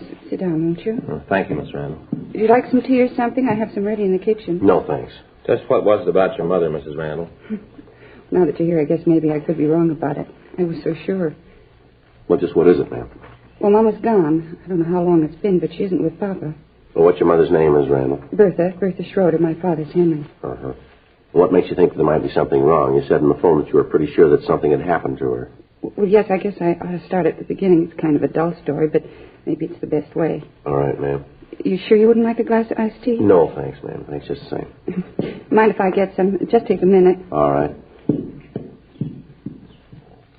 Hey, it's a nice place, huh? Yeah, it is. Sure decorated nice. Hey, look at those trivets. What? Trivets. Those little things over the fireplace, those brass things. Yeah. Faye's been wanting some of those. He used to use them to hold irons, you know. They get hot, and you put them on the ironing board so they won't burn the cloth. Put them on those things. Yeah. I brought a couple extra glasses in case you decided you wanted some. Well, if you just go ahead with the story, Ms. Randall. Yes, well, to understand it, really, you'd have to know Papa. Mm-hmm. He came over to this country when he was just a boy, only about 16 or so. Landed here and couldn't speak more than a dozen words of English. Went to work in New York. Worked as a construction man. Worked hard. Met Mama there, and they got married. Right after that, they moved out here. Bought a house, and Papa went into business for himself. Yes, ma'am. Well, maybe it was the life he'd had when he got here. I don't know, but he always treated Mama like she was so much dirt. Mean. Time went on, he got meaner to her. Remember when us kids were in school, he used to yell at her all the time. He'd get in a mood, and he wouldn't talk to any of us for days at a time. Is that so? I never knew how Mama took it. She never said anything, just stand there and let him scream at her. And when he was finished, she'd just kind of shrug her shoulders and take his kids out of the house, walk around for a while, and then go back to the house. By that time, Papa was so mad he wouldn't talk to anyone. Uh-huh. Go ahead. Well, all of us kids married young. I got married when I was 16. The rest of the kids weren't much older than that. Papa didn't want us around after that. Said for us to get out and make our own way. Said that we had to. So there's no reason that we shouldn't. You sure you don't want some of this? No, thank you, ma'am. Thank you very much, ma'am. Would you mind going ahead, Ms. Randall? Yes. A couple of months ago, I tried to call Mama. The operator told me that the phone had been disconnected. Beg your pardon? The operator told me that the phone had been disconnected when I tried to get hold of Mama. I see. Now, I waited a couple of days. You know, I figured that maybe she'd call me. Yes, ma'am. Well, she didn't. You see, once we were out of the house, none of us went back. Papa's retired, and none of us wanted to see him. It's a terrible thing to say, Mr. Friday, but it's true. Ma'am? We all hated him, all of us kids, for what he'd done to us, the beatings and all. But most for what he'd done to Mama. She was only 52, and she looked like she was 92. It was terrible the way he treated her. I see. And like I said, we'd never go over there, but Mama come to see us whenever she could. She'd come over, visit for a little bit, you know, talk about the kids and things. Yes, ma'am. Well, I didn't hear from her, and I got a little worried that maybe she was sick. If she was, I know that Papa wouldn't tell us, so I went over to the old house, and I rang the bell. I was kind of braced because I thought I'd see Papa and there'd be an argument, but there wasn't. Ma'am? No argument. Oh. Papa didn't answer the door. Some young woman answered it, and I asked if I could see Mrs. Schroeder. Right away, I knew there was something wrong. Well, how was that, ma'am? Well, I could see inside the front door. The living room had all been changed around. There was new furniture. It looked like the walls had been painted, too. Mm-hmm. What did the woman say when you asked for your mother? She said they didn't live there anymore. Said that they'd rented the house, you know, and that they'd been living there for the past month. Mm-hmm. Well, at first, I don't think I believed her. I asked her who rented the house to her, and she said Papa did. Then I asked her where he was. What'd she say to that? Well, she gave me his address. I went over there to talk to him. It was a little tiny apartment just off La Brea. He said that Mama was gone. I asked him where she'd gone, and he said that she was on a vacation. Mm-hmm. Well, I know him well enough to know that he'd never let her go away. Be no one to darn his socks and keep the house clean. Yeah? I wanted to know where she'd gone in this vacation. He said back to the old country. Said she wanted to see her family. He said they'd gotten a letter from her sister that she was sick and wanted to see Mama. Mm-hmm. Well, right then I called him a liar. Told him right to his face that he was lying. I kind of thought that he'd hit the ceiling, but he didn't. He just smiled and said that I had no call to say anything like that. He asked me why I said it. What was that? You thought that he hit what? Well, I thought that he'd hit the ceiling when I Oh, said I that see. to him, Yes, when I ma'am. called him a liar, you know. Mm-hmm. I told him that if Mom had left, she'd have written, maybe not to me, but to one of the kids. I called around, and when I didn't hear from her, none of the kids had either. They were all worried about her, too. I see. Well, what did he say to that? He said he couldn't understand it, so that he'd gotten a letter, that he'd gotten it not more than a day or so before, that she'd arrived safe and was having a wonderful time. This was a letter. Yes, this was a letter he got from Mama. Well, I told him I thought he was lying. Then he said that he'd show me the letter. Well, did he? Well, yeah, he showed me the letter, but he wouldn't show me the envelope, just the letter. He said he'd thrown the envelope away. Well, was the letter from your mother, ma'am? Well, sort of from the words it was. Told all about her trip and how she was enjoying herself. Said that she was with her sister and that she was getting better. And then she went on to tell how much she missed Papa and all. Uh-huh. And right away I could tell that it wasn't Mama's handwriting. She never wrote that letter. Beg your pardon? I said that I knew it wasn't Mama's writing on that letter. Yeah, well... Well, that's when I thought about calling you. Then later I remembered something, and then I made up my mind about calling you. Well, what was that, Miss Randall? Well, Mama only had one sister living. She died 3 years ago. 11:13 a.m. We continued to talk to Ella Randall. She told us that she was sure that her mother would not have gone off of her own free will. She said that when she last saw Mrs. Schroeder, she appeared to be in good health and in good spirits. We got the names and addresses of the other children in the Schroeder family. We also got the address of the Schroeder relatives in Europe. Ellen Randall told us that we could find her father at the apartment, and she gave us the address. 12:15 p.m. Frank and I drove over to see him. This is ridiculous, utterly ridiculous. Well, maybe so, sir, but we'd like to see the letter that came from your wife. We could. Officer, I'd like very much to show it to you. Really, I would, but I can't. Why not, sir?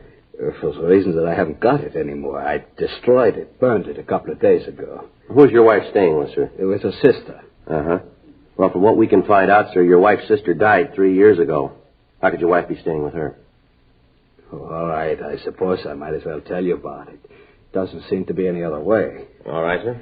Go right ahead. First off, my wife is not in the old country. She's not with her sister. What you heard is true. Uh-huh. Officer, what I have to tell you is very hard to say. I find it hard to find the right words. That's all right, sir. You just go ahead. We've been married for 30 years. 30 years, man and wife, and then she did this. Almost broke my heart, officers. Is one of you married? Oh, yes, sir. My partner here is. Then you'd know what I mean. You'd know how it is. Sir? She left me. Packed her things and left. Didn't give me any reason. Just said she didn't want to be my wife anymore. He said she didn't want to share my roof. Just left. 30 years. All that time, and she left. Well, what kind of terms were you and your wife on, sir? What do you mean, this term? Well, did you and your wife get along all right? Were you happy? Certainly. As I said, we were married 30 years. Yes, sir, I understand that, but did you ever have any quarrels? Sergeant, all married people have quarrels. Maybe the house isn't clean, maybe dinner isn't big enough, maybe the children get too loud. All married couples have quarrels. It's part of living together. Well, from what we understand, sir, some of the arguments you and your wife had were pretty serious. The people who said that are liars. They seem pretty sure. Liars, that's what they are. Oh, sometimes maybe I forget myself, get a little loud, but serious, never. How'd you get along with your children, Mr. Schroeder? My children? Yes, sir, that's right. How'd you get along with them? All right, they were a little wild. All children over here are like that, wild. They don't respect their elders, but I got along good.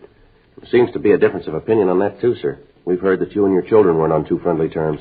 And you believe this? You think that this is true?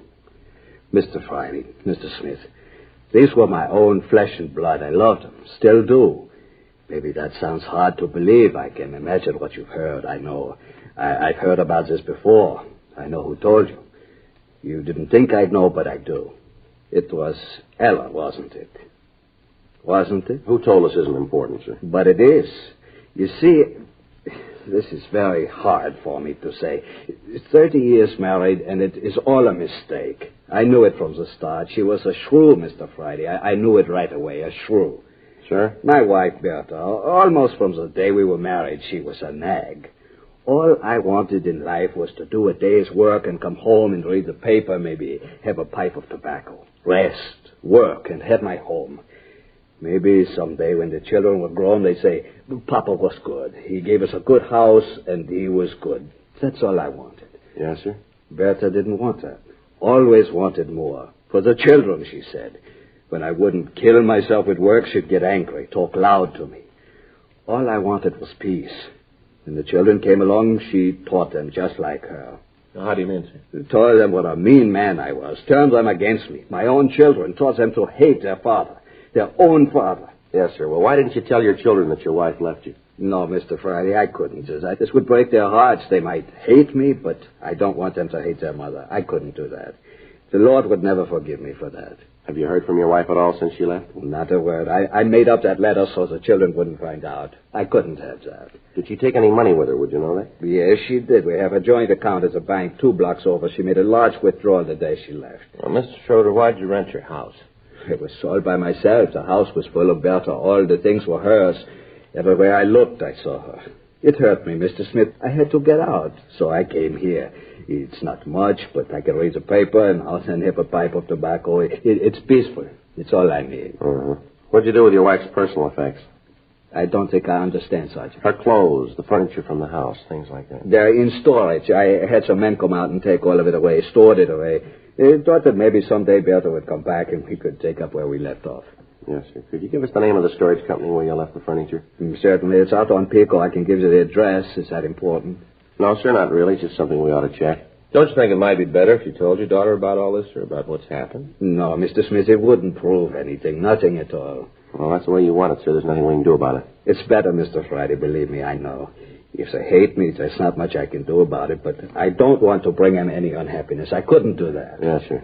I'm 65 years old, Mr. Friday. I worked hard all the time, harder than most men. Had 4 children. They're all grown. They have families of their own. All this, and I've got nothing. Nothing but lonely days and empty nights. Yes. It's an awful thing. Just awful. Sir? To work all your life and have nothing to show for it.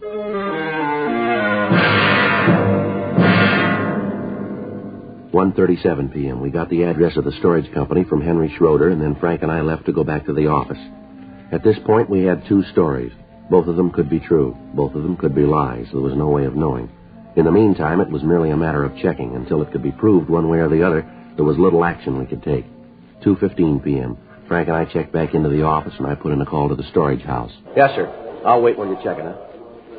I don't know, Joe. Sure seems like the old guy is telling the truth. Well, we check this out, we'll know one way or the other. Such a nice little guy. Seems hard to believe that he'd do anything wrong. Yes, sir. Yes, sir. What was that? Could you tell me when? What was the name? That's right. Yes, sir. All right. Thanks very much. No, it's Joe Friday. F-R-I-D. Yeah. That's right. Michigan 5211, extension 2521. Right. All right. Thanks again. How about it? He stored the furniture on it. Yeah. I remembered him. Talked to him a couple of weeks ago. Told him to sell everything.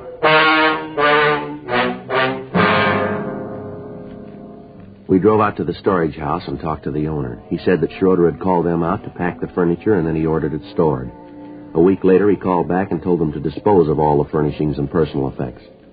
We called Schroeder's bank, and they told us that there'd been no large withdrawals on the date of her disappearance. Also, she'd drawn no checks since.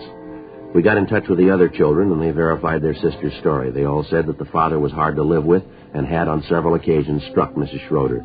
They told us that it was possible that she had left her husband, but that she would certainly have gotten in touch with one of them if she had. They said that as far as they knew, Mrs. Schroeder was in good health, and she was in good condition mentally. One of the daughters said that they were planning on a shopping trip to buy school clothes for one of the grandchildren.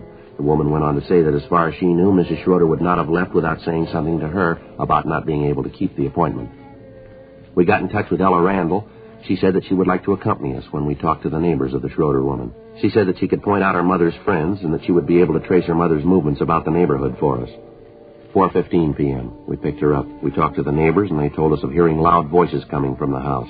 They said that Mr. Schroeder was always angry at his wife, and he made no attempt to hide it. 7:30 p.m. We went on to talk to the people who had rented the Schroeder home. Come on in. Thank you very much, Mr. Armstrong. It's my partner, Frank Smith. This is Mrs. Randall. Yes, Mrs. Randall, I've met before. How are you, Mrs. Randall? How are you, Mr. Armstrong? Now, what's this all about? We'd like to ask you some questions about the Schroeders, if we could. Well, Mrs. Randall here would be able to answer them better for you. They're her parents. Well, yes, sir. We'd like some information from you, if we could. All right, go ahead. Don't think there's much I can tell you. Did you see Mrs. Schroeder when you rented the house? No, come to think about it, I didn't. Mr. Schroeder talked about her, but I didn't see her when we took the house. How'd Mr. Schroeder act when you rented the place? I don't think I understand. Well, did he seem upset? Anything at all unusual about him? As a matter of fact, there was. What was that, sir? Well, the house was kind of old. You know, paint missing from some of the woodwork. Some of the paper was a little faded, and we asked him if he planned to fix it up before we moved it. You know, if he'd foot the bill. Yes, sir, we understand. Well, right away, I kind of expected an argument. He just seemed like that kind of a guy. You know, who wouldn't spend a nickel he didn't have to. Mm-hmm. Wasn't like that. Just smile and say anything that we wanted, he'd have done. Real nice. Sure hasn't caused any trouble. Of course, there's no reason for him to. We pay the rent on time, take care of the lawn, the flowers. I think we're pretty good tenants. Sure is a difference. Never looked like this when we lived here. I remember that Mama would ask him to paint the place a little. Always raised the roof. Said there wasn't any reason to do it. Said to wait until the kids were grown and appreciated a house. Not like that with us. Well, he was with his own family. Even when we were gone, after we left the house, he said that there wasn't any reason to fix the place up. Said that Mama and him were the only people who ever saw the inside of it, and it didn't matter to them. Like I said, couldn't ask for a better landlord. Well, I kind of hate to ask this. Yeah? Well, I wondered if I could see the rest of the house. I'd kind of like to see what he did to it. Well, I guess it's okay. It won't take too long. I gotta eat pretty quick. Got a bowl tonight. Team's playing the league championship tonight. Just a look. I won't keep you. Okay. Well, you know the house. Yes. This is the living room. Bedroom's down the hall. This is dining room. Oh, pretty paper. It made Mama so happy to have this. Here's a bath. All new tile. Just beautiful. Yeah, it makes it nice. Mm.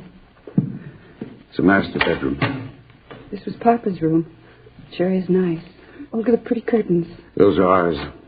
We said he'd put drapes in every one of them, but Oh. Sally, it's a wife. She likes curtains. Uh-huh. We do, too.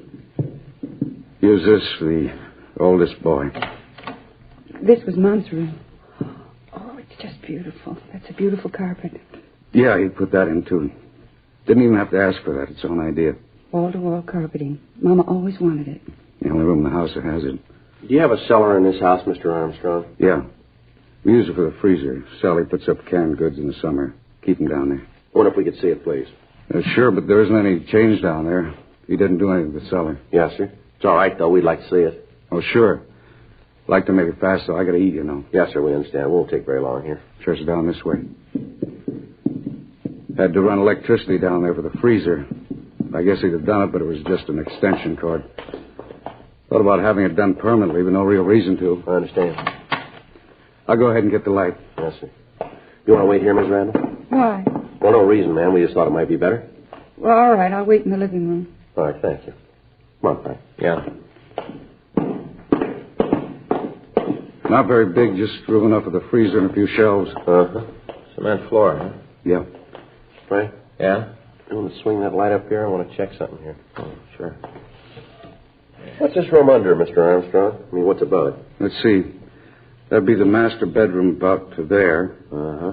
The room next would begin there. Uh-huh. That'd be Mrs. Schroeder's room, wouldn't it?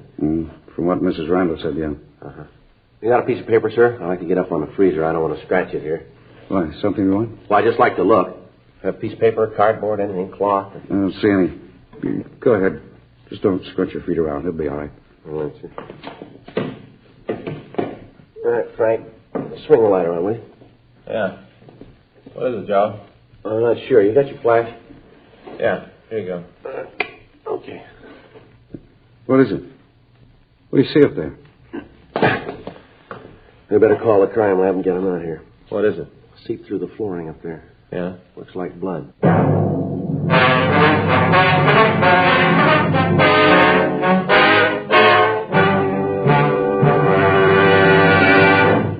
You are listening to Dragnet, the authentic story of your police force in action. All over America, smokers are changing to Chesterfield because Chesterfield is the first and only cigarette with premium quality throughout, in both regular and king size. King size Chesterfield contains tobaccos of better quality and higher price than any other king size cigarette. Well, that's certainly important to every king size smoker. Of course, it's the same fine tobacco as in regular Chesterfield. So remember, the modern way to sell cigarettes is the Chesterfield way. First and only cigarette with premium quality throughout, in both regular and king size. Chesterfield is much milder. Chesterfield is best for you.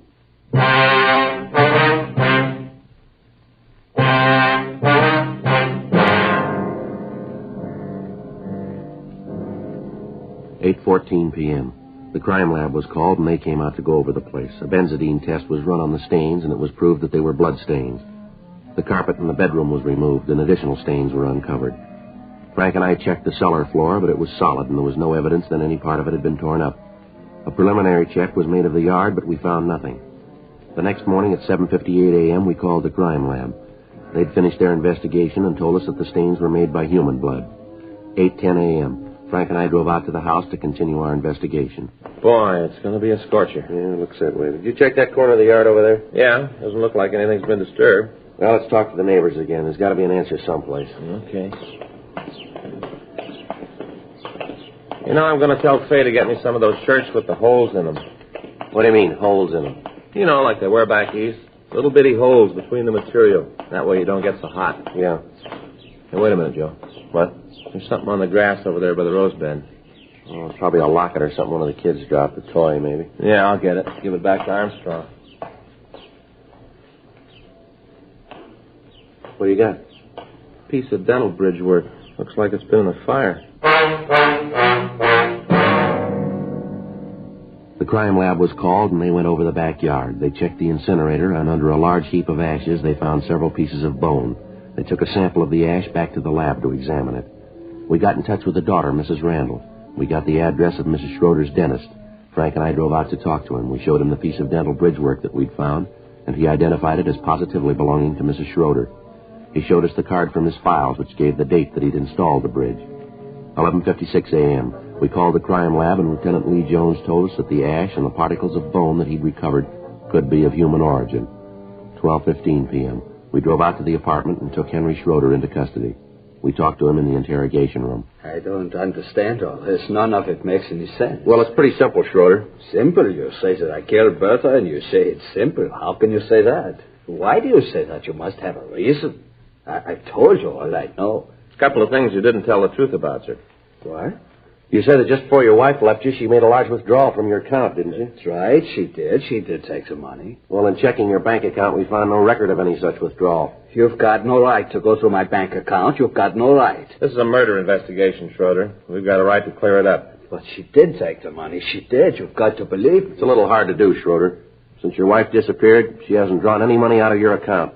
Before that, she drew checks to pay the local store bills. Now, how do you explain that?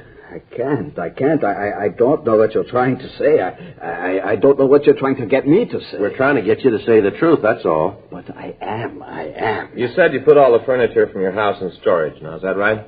Yes, I said that. Mm-hmm. You said you wanted to keep it in case your wife came back and you two started all over again? Yes, that's the truth. We checked the storage company. They told us you called them and ordered everything sold. Told them to sell it as soon as possible. Now, how do you explain that? You're getting me so confused, I can't think. And we checked the house, the one where you and your wife lived. We found bloodstains, lots of them. They're human blood. I don't know. I don't know. People who live there now said that you put a carpet over the floor. Only room in the house that has a carpet. They say it was your idea. I can't think. I don't know what you're saying. Well, here's a report here. Take a look at it. It's a list of the things we found in your incinerator. Things that were burned. Now, do you want to read it, or do you want me to read it to you? How about it, Schroeder? Schroeder? I didn't mean it. 30 years. 30 years married. I didn't mean to do it. I came home late. Real late. I'd been drinking. We had words. I hit her. I don't know what happened. I knew what I was doing. I kept hitting her. Then she was dead. I didn't mean to do it. I didn't mean to. She turned the kids against me.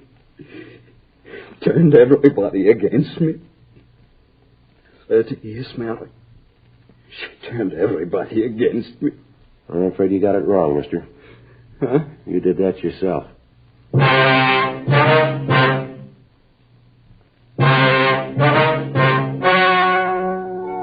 The story you have just heard was true. The names were changed to protect the innocent. On December 10th, trial was held in Department 87, Superior Court of the State of California, in and for the County of Los Angeles. In a moment, the results of that trial. Now, here is our star, Jack Webb. Thank you, George Fenneman. Friends, remember this. Chesterfield is the first and only cigarette with premium quality throughout, in both regular and king size. And Chesterfield is a cigarette that gives scientific evidence of real smoking pleasure. So try Chesterfields today. Either way, regular or king size. Chesterfield is much milder. Chesterfield is best for you.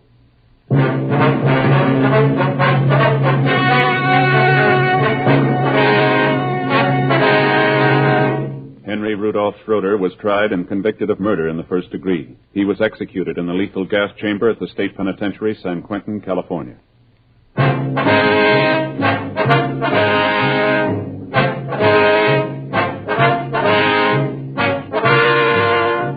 You have just heard Dragnet, a series of authentic cases from official files. Technical advice comes from the Office of Chief of Police W.H. Parker, Los Angeles Police Department. Technical advisors, Captain Jack Donahoe, Sergeant Marty Wynn, Sergeant Vance Brasher. Heard tonight were Ben Alexander, June Whitley, Harry Bartell. Script by John Robinson. Music by Walter Schumann. Hal Gibney speaking.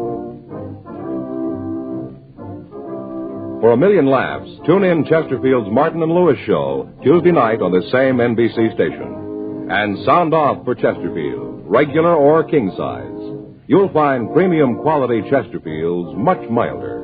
Chesterfield is best for you. Chesterfield has brought you Dragnet, transcribed from Los Angeles.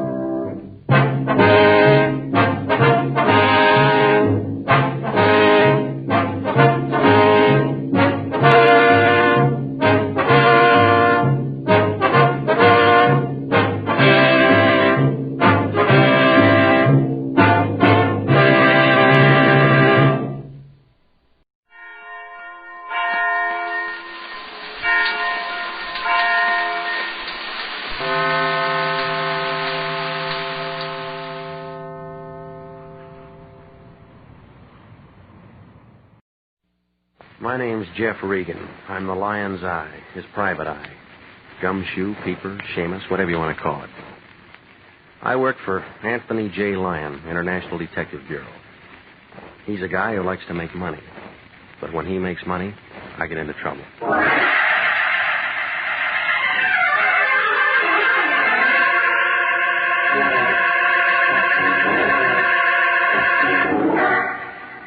Here's the kind of adventure you've been waiting to hear. Hard-boiled action and mystery as told by Jeff Regan, Investigator. So stand by for trouble. Stand by for suspense. Stand by for adventure. In tonight's story, The Lonesome Lady.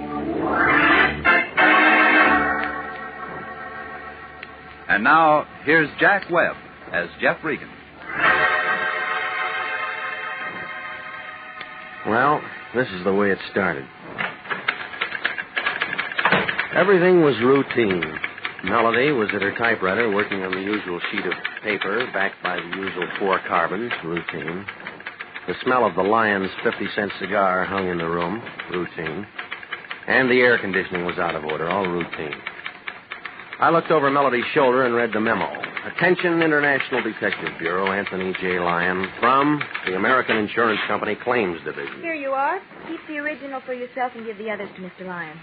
I guess you're going to be on this. On what? You beautiful thing, you. Jeff, don't. Jeff, don't do that. Somebody might phone you. Mr. Lyon will tell you all about it. What's the matter? New boyfriend, huh? Not Jeff. Mr. Lyon's waiting for you. Okay. I'll talk to you later. Regan, you ever hear of a guy named John R. Renzo? Nope. A doctor named Maurice Wade? Nope. A French dame named Marie Rochelle Portier? Nope. Should I? Maybe. I don't know yet. It's all routine stuff on that American Insurance Company contract. They want us to do a little work for them. Their claim man came in about an hour ago, all excited about Renzo. He kicked off early this morning. I can't very well meet him. There's a time and a place for wisecracks, and this isn't it. It figures. Renzo kicks off, and the American Insurance Company's going to have to kick in with $35,000 to his beneficiary. And that's Marie Rochelle Portier. No relation. Girlfriend, I guess. It's almost a bank buster for AIC. So you want me to see her? No! It'd be ticklish if it turns out to be legitimate. Now, you better look at the other angles before you see her. If AIC has to pay off to that dame, we might just as well say goodbye to their business. We can't stand much treatment like that. Well, you mean you want me to find a way for him to get out of it? I didn't say that! If it's legitimate, they'll pay. That's nice. What I want you to find out is how a guy carrying $35,000 worth of life insurance winds up croaked in a hotel on Main Street with 2 dimes and 3 pennies sitting on the dresser. It could happen. Sure, it could happen. But you find out why it could happen. Renzo's worth 23 cents alive and $35,000 dead. And the county's going to have to plant him. The insurance company doesn't like it, and I don't like it. How'd he die? Well, the coroner says it was a heart job. Insurance company? Insurance office says Renzo applied for the policy 3 weeks ago. It was approved 10 days ago, and he kicks out today. Everything's fine. On paper. So what am I supposed to do? Find out what isn't fine about what that physical Renzo passed. Now, you can start with the insurance doctor. Name him Maurice Wade. And get on him first. And call me if you run into any trouble.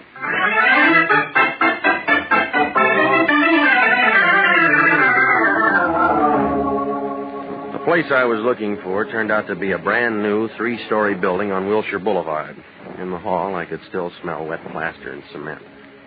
There was one name on the neon-lighted directory, Dr. Maurice Wade, internal medicine, diagnosis, and the numbers 310. The sign on the self-service elevator said, do not use, so I climbed the 3 flights of marble stairs. The first door at the top was 310. Enter. I entered. A blonde girl in a white uniform sitting at a small desk smiled up at me through sharp white teeth, showed me 1 well-shaped leg and 2 well-manicured hands, all routine stuff. How do you do? Have you an appointment? No, I don't. I was hoping I could see Dr. Wade without an appointment. Well, that's almost impossible. He's so busy these days. I'm Miss Porter, his nurse. Perhaps I can help you. Well, my name's Regan, but I'm afraid I'll have to see him. Oh? Oh, if you don't mind, I'll just stick around and wait for him. Oh, he isn't in just now, and I was just about to go to lunch, Mr. Regan. Well, that's fine. We'll go together. Dr. Wade will be in at 2 o'clock. You can come back then. I get it. 2 o'clock. It was right then that my day began to change. I stepped outside the office door and walked over to the brand new stairway of that brand new building. Now, get this. I stopped a minute because I thought I heard somebody opening the doctor's door. I turned around to take a look when I felt something brush my arm. The stairway suddenly turned upside down and began to walk up me. There was a lot of noise all around, and I was trying to yell for somebody to shut it off. It got louder and louder and louder. It was then I decided this wasn't routine.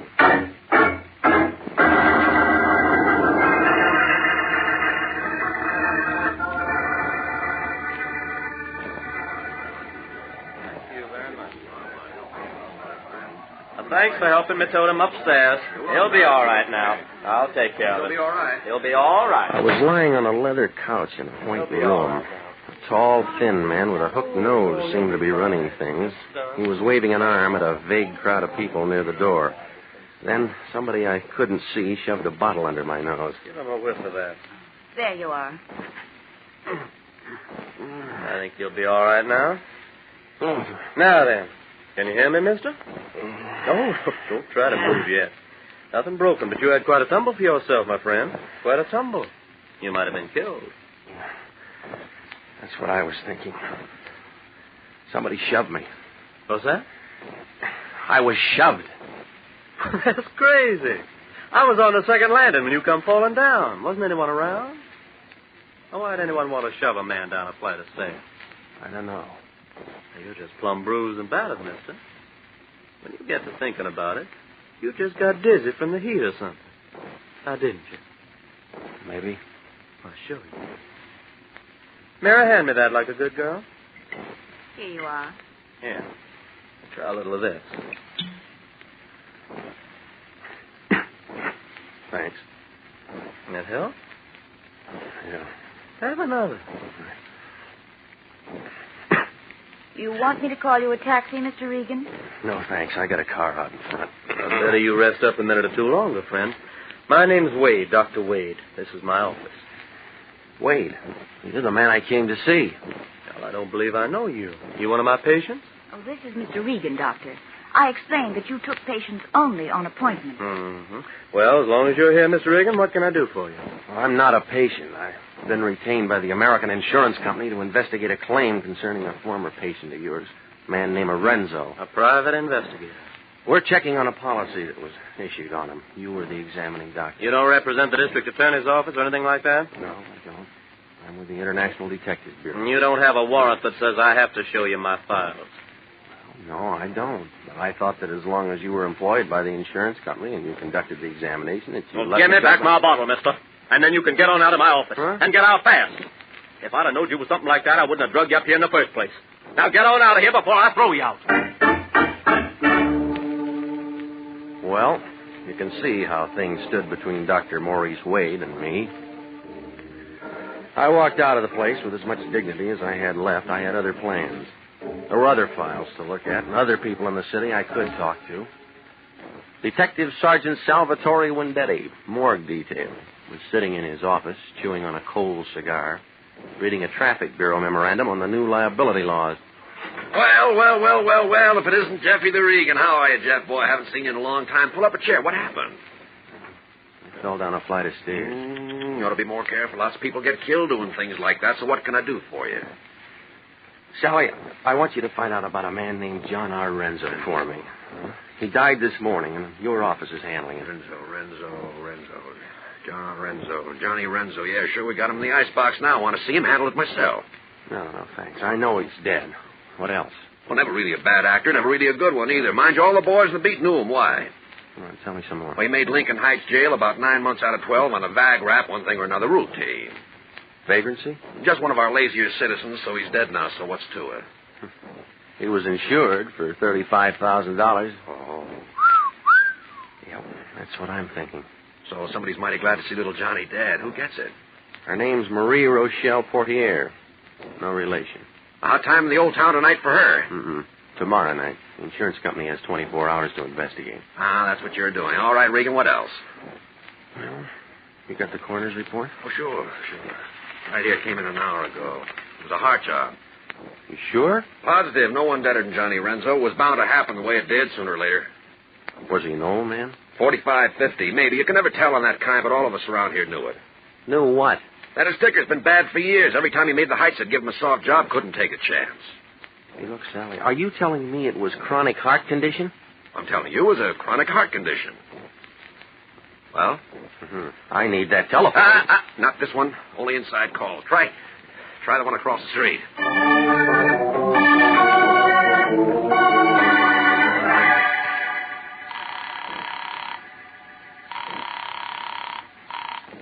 Hello. This is me. I ran into some trouble. What kind of trouble? Well, you'll have to get me a warrant or something so I can get in that doctor's office. What? He wouldn't play ball. He threw me out. Now, the coroner's report shows that Renzo has a chronic heart condition. Then he never should have passed a physical. I thought that'd get through to you. But we'll have to find out what's in that doctor's office before we can do anything about it. Now, look, get a hold of one of those double-breasted lawyers and rig up a thing, will you? Hey, Melody, get my lawyer on the phone. It may take the rest of the day to get you in there legally, and we haven't got the time. So get busy. I just told you I can't get in. If I can't get in, I can't get in.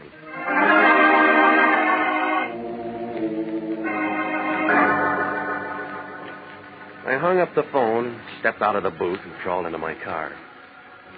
I was sitting there fumbling with the keys, wondering how I was going to get to those files when somebody else figured it out for me. He was a big man in a brown sport coat. Take it easy, Pilgrim. I just want to talk to you a minute. Well, that's tough, Pilgrim, because I don't want to talk to you. I've had a busy day, and I wouldn't try anything like that, Pilgrim. I just got here. I know lots of holes. Come on, this one's just basic. I can tear your arm right off if I have to. Wise up, Shameless. I'm here on business. Yeah? What kind of business? You just been in to see Vendetti? Sure, I've been in to see him. He's a friend of mine. By the muscle act. Just to make sure you don't start hollering your brains out or something. Let go. Okay, so what'd he say? Ooh! What'd he say about what? You know what. Renzo. Well, the county's going to bury him. More, Seamus. Keep talking. Only makes sense. He's dead. For good. Oh! More. He died of a heart attack this morning.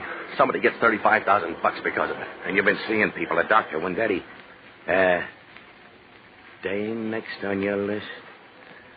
Maybe. Oh, is that what you want to know? Yeah. You're a good boy, Regan. Now, here's what you want to know. You forget everything you know about anything. You don't say a word to nobody. No one. Understand? No one. Not even your own mother. Just forget it. Right. Now, remember, not a word to anybody. Or else. I wonder if you'd do as good without a gun. Oh! I'll see you later, Pilgrim. Sure you will. Sure you will. But in case we miss connections, and so as you won't forget me, here's something to remember me by. Ooh!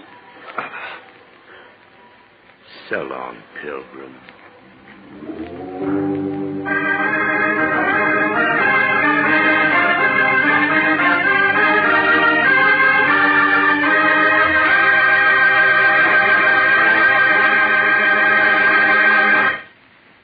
We'll return to Jeff Regan, Investigator, in just a moment. The Army Nurse Corps Reserve still has commissions available. If you're a graduate registered nurse between the ages of 21 and 45, you may be eligible for a commission in the Army Nurse Corps section of the Regular Officers Reserve. Those who meet the high standards and qualify to serve with this fine organization may elect active or inactive status. Nurses requesting inactive status will continue with civilian nursing, but stand ready to serve in time of emergency. In addition, they have the opportunity to take advantage of special training courses. Nurses who request active status enjoy the same pay and privileges as all other officers. Graduate work is provided at the Army's most modern teaching centers, and the nurses obtain educational experiences that benefit them in both civilian and military nursing. Now, if you believe you qualify for a commission in the Army Nurse Corps Reserve, apply to the Adjutant General, Washington 25, D.C. That's the Adjutant General, Washington 25, D.C.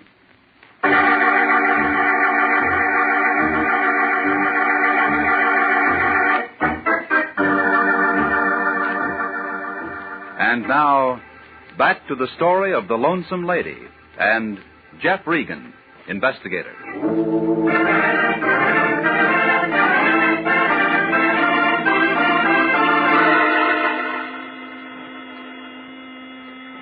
This wasn't routine either.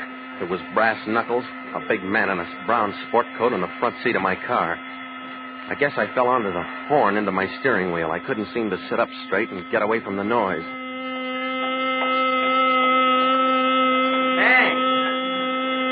Hey, what's the trouble, pal? Hey, don't you like peace and quiet? Hey, come on, sit up. Oh. Yeah. What happened to you? I don't know exactly. I don't know. Gee, your face is cut up a little bit. You have an accident or a smash-up? Yeah, something like that. You want me to call a cop? Oh, no. I'll handle this myself. Yeah, but don't you think you ought to go home and get some rest? Maybe you ought to find yourself a sawbone or something. Huh? Maybe you ought to find yourself a doctor to kind of fix you up. You're right. You're absolutely right. Yeah, that's a good boy. You take care of yourself, John.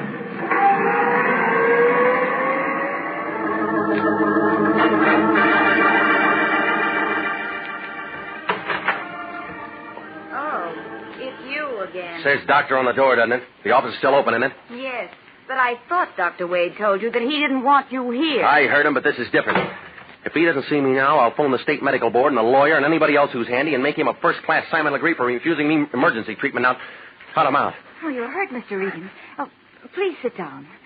Sit down right here. Where's your doctor, lady? He isn't in here. He's already gone for the day. Let me see. What happened?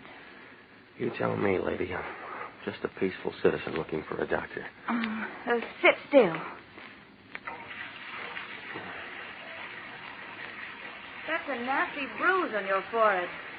Yeah, I got some better ones where a man tried to cave in all my ribs.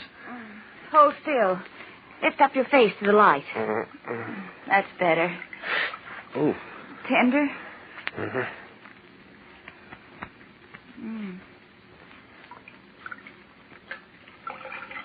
First the stairs, now this. You've had quite a day, Mr. Regan. Maybe you ought to quit. Hold that right there. While I touch up this cut on your chin.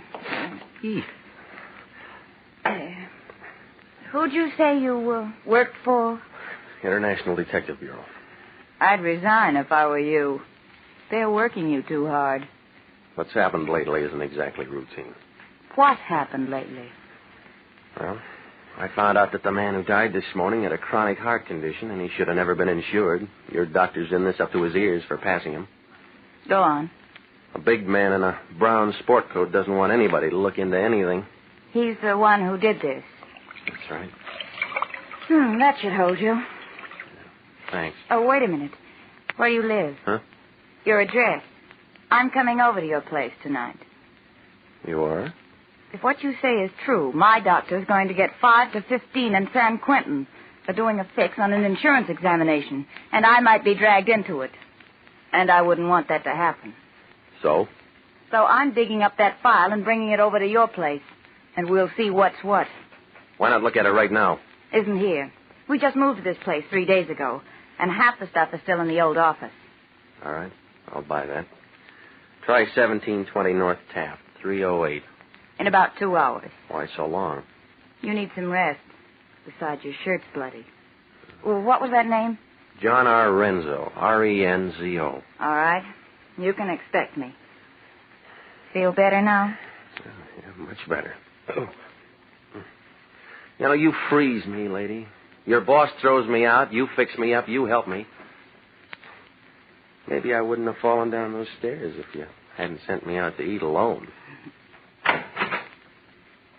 Call me Mary if you like. I thought it'd be something like that. Mine's Jeff. I've had a hard day, Mary. I know. But maybe it'll be a better day from now on, Jeff. You know, I had a feeling I was going to like you.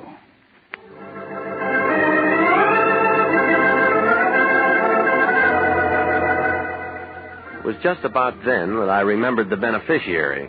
She was my last call. I bucked beach traffic out Wilshire and pulled up in front of the Beverly Hills address Lyon had given me. A row of brass mailboxes on the outside of a 4-unit court told me that Marie Rochelle Portier lived there. The man in overalls watering the lawn blinked at me, frowned at the cut on my chin, pointed to his own, and shook his head. I nodded back, wondering what Marie Rochelle Portier, or whoever she might be, whatever her racket might be, looked like. I found out. Yeah? It was the big man without his brown sport coat. This time it was swimming trunks, and he looked as big as a super chief. I threw my whole arm into his face. He staggered backwards into the room, trying to get his balance. I let him have another one in the stomach. He was out of condition. One more, and his chin was cut.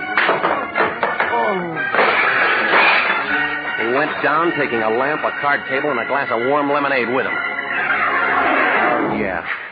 It's real good to see you again, Pilgrim. All right, kid. It's all right. You're the champ. Come on, get up, get up. I might have known I was going to find you here. Where's your girlfriend? No, just a minute. I said, where is she? She ain't around. Ain't no one around but me. Honest. Okay, you give it to me. What are you talking about? Oh, I've met citizens like you before.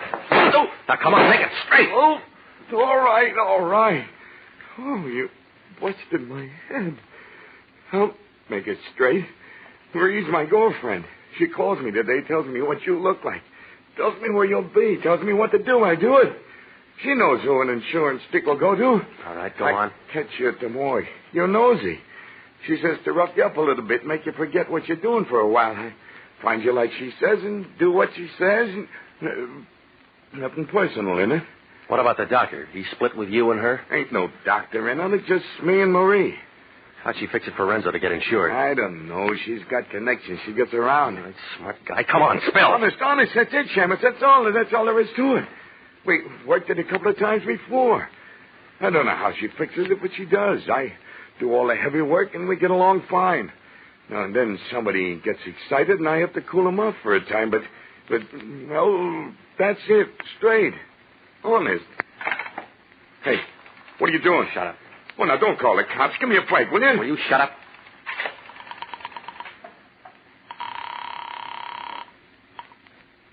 Lion. It's me. Regan, where have you been? I'm calling from the address of Marie Rochelle Portier. I told you not. Look, there's a big ape here who roughed me up today trying to put me out of commission. I don't care about that. We have only 12 hours. Come on out and pick him up and get a statement for a warrant. Warrant for who? For Marie Rochelle Portier. This monkey can give you enough to have her picked up. She's the one we want. You sure about that? I found out that the doctor who wouldn't let you into his office is in a lot of trouble. Got a wife suing him for divorce, and he might have been it's trying... the Portier dame we want. As soon as you get a warrant on her, it'll make that insurance policy invalid. I still don't trust that doc. It's early yet. Why don't you hop over? You bringing the cops out here? Look, Shamus, I got a little dough, and it'd come to more than a ton a day in expenses you're getting if you... Now run with you. Stay here, Pilgrim. I'm tired. I'm going home.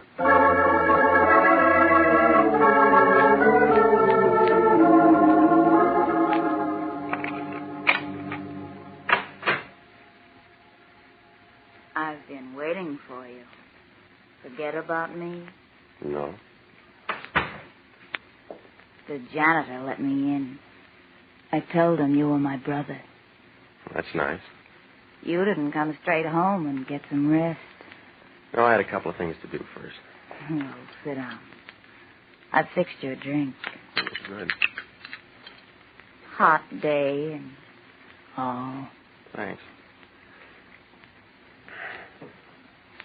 Now, tell me about your doctor, huh? Some things I know already. His wife's suing him for divorce, trying to get every penny he's got.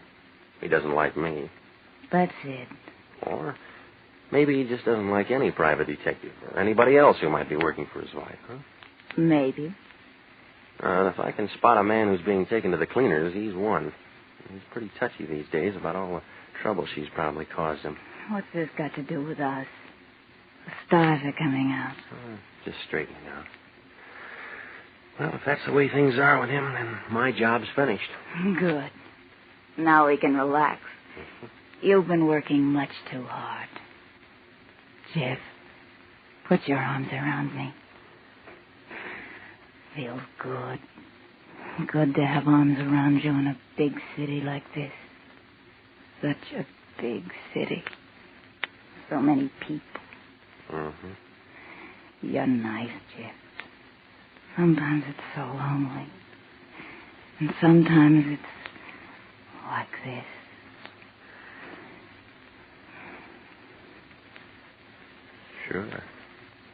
Sure, Marie. Darling. Marie Portier, Mary Porter, it's all the same to me. No, don't reach for it, lady. I took it out of your purse. I know, I tricked you.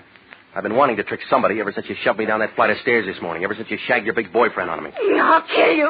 I'll kill you. No, not today, you won't. I'm not insured. All right, take it easy. Oh, let me go, Jeff. Let me go, please. You were so lonely in the big city that you just sat down and passed time making out phony medical reports and counting the insurance checks that you collected on bad bets. Oh, please, Jeff. Oh, just let me go, please. So you have me thinking that a doctor's phony when the only thing that's bothering him is a wife and a divorce suit. Oh, Jeff, listen to me. And when I start getting close, you try to scare me off. And when I get really close, you figure to drop over and put on a good act. Oh, Jeff, listen to me. They'll send me to prison. They'll make me grow old and ugly there. Oh, Jeff, please let me go. I'll do anything. Jeff, you can let me go. You can. You will.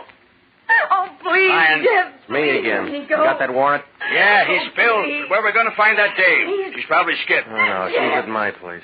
What? I'll do anything, Look, anything. get somebody over quick, will you? Please. Get him over while she's still here.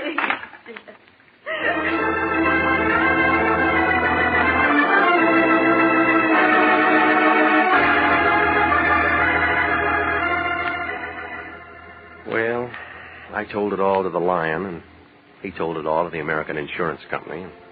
They renewed our contract. She's being arraigned next Monday. What happens after that is up to the jury. Melody had a question. Jeff, what do you think they'll do to her? Well, she'll get about 10 years, I guess. If Mr. Lyon hadn't had that contract with AIC, would you have turned her in? Sure I'd have turned her in. It's my job, isn't it? Oh, it's a big city. A lot of lonesome people down there. They allowed her one call when they took her to jail. She called here asking for you. Jeff, why did she do that? I don't know, Melody. I don't know.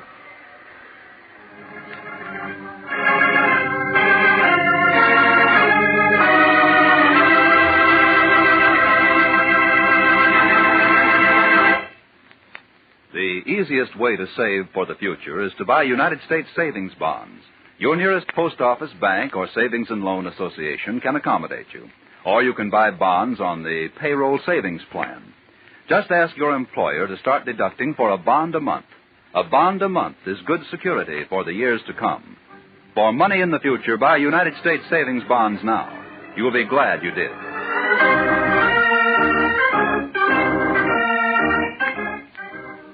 Jack Webb is starred as Jeff Regan, with Wilms Herbert as Anthony J. Lyon. Eve McVeigh was heard as Mary Porter, and Ken Christie as the big man. It's CBS, same time next week, for hard-boiled action and mystery with Jeff Regan, Investigator, as he tells the story of the lady with the golden hair. Jeff Regan, Investigator is written by E. Jack Newman, produced and directed by Gordon T. Hughes, with original music by Del Castillo. This is CBS, the Columbia Broadcasting System.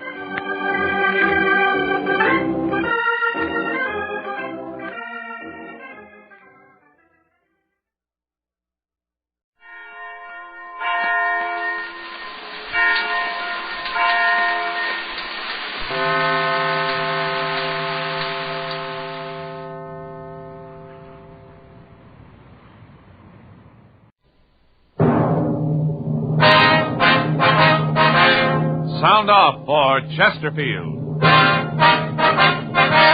Chesterfield, first cigarette with premium quality throughout in both regular and king size, brings you Dragnet.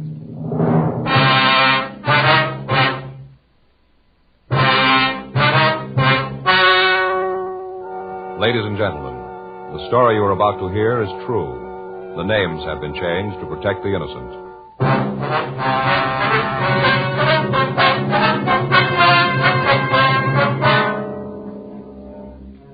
You're a detective sergeant. You're assigned the homicide detail. You get a call that a 72-year-old man has been murdered. His invalid wife has been brutally beaten. There's no lead to the assailants. Your job, get them. When you're asked to try a cigarette, you want to know, and you ought to know, what that cigarette has meant to people who smoke it and who smoke it all the time. For almost a year now, a medical specialist has given a group of Chesterfield smokers thorough examinations every 2 months. He reports no adverse effects to their noses, their throats, or sinuses from smoking Chesterfields. More and more men and women all over the country are finding out every day that Chesterfield is best for them. Enjoy your smoking. Try Chesterfields today. You'll find Chesterfield much milder, with an extraordinarily good taste.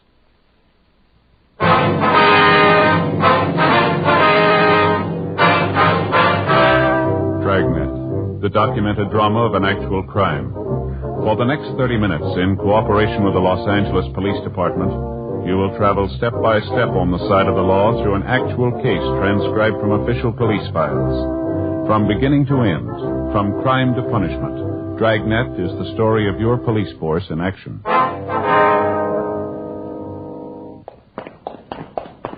It was Tuesday, August 12th. It was warm in Los Angeles. We were working the day watch out of homicide detail. My partner's Frank Smith. The boss is Thad Brown, chief of detectives. My name's Friday.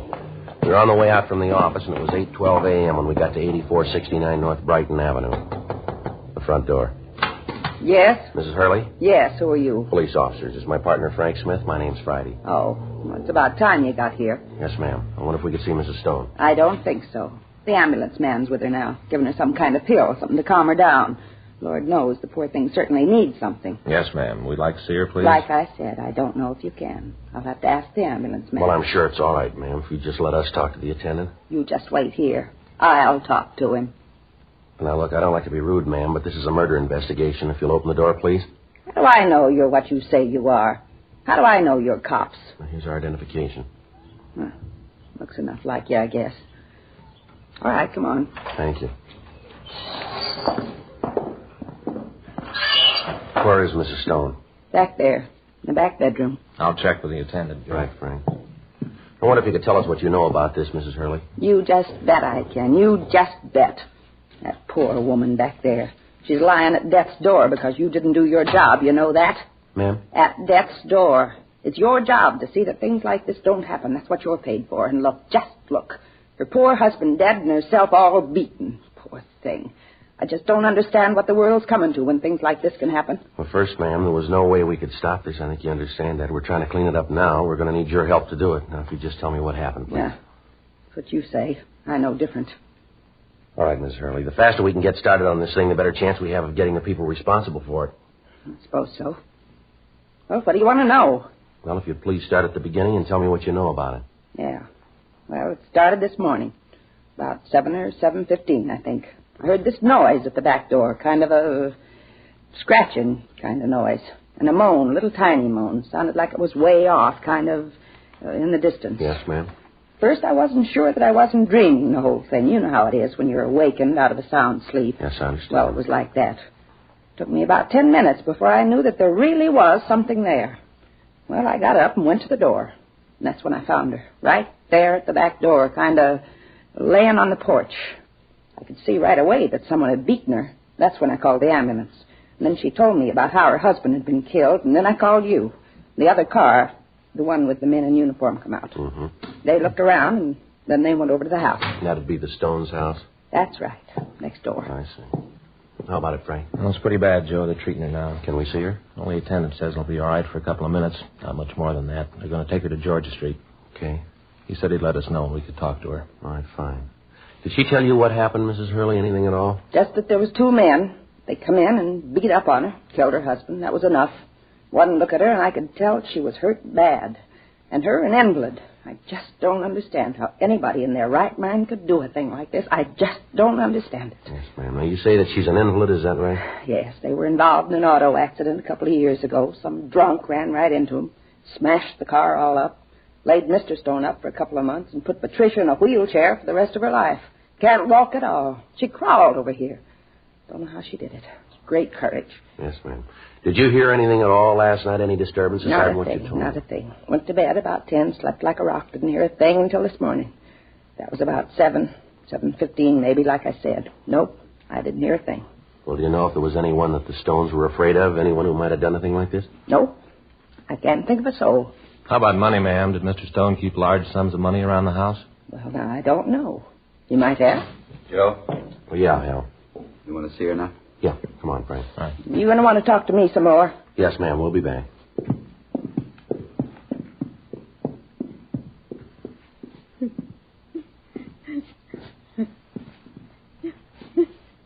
Mrs. Stone? Mrs. Stone? Yes? Who is it? Police officers, ma'am. We know you don't feel well, but there are a few questions we'd like to ask, if you don't mind. You got them in yet?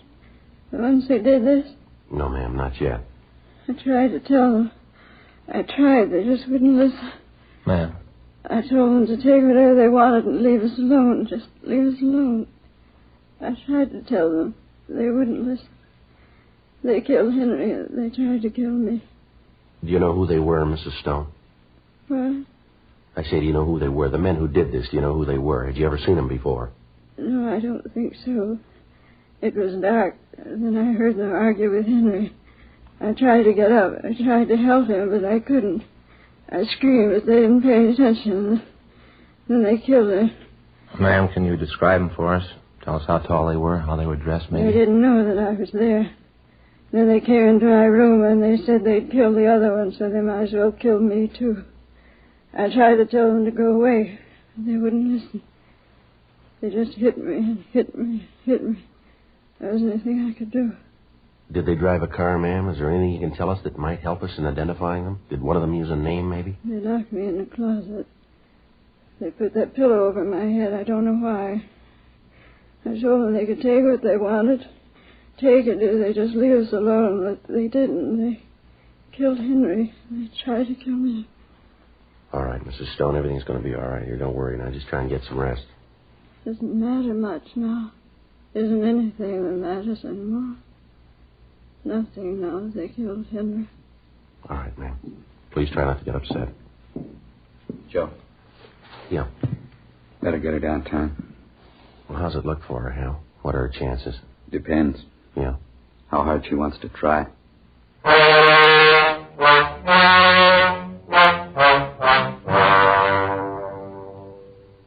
8:46 a.m. The ambulance removed Mrs. Stone to Georgia Street Receiving Hospital. We put in a call to the crime lab, and then we talked to the neighbor, Mrs. Hurley.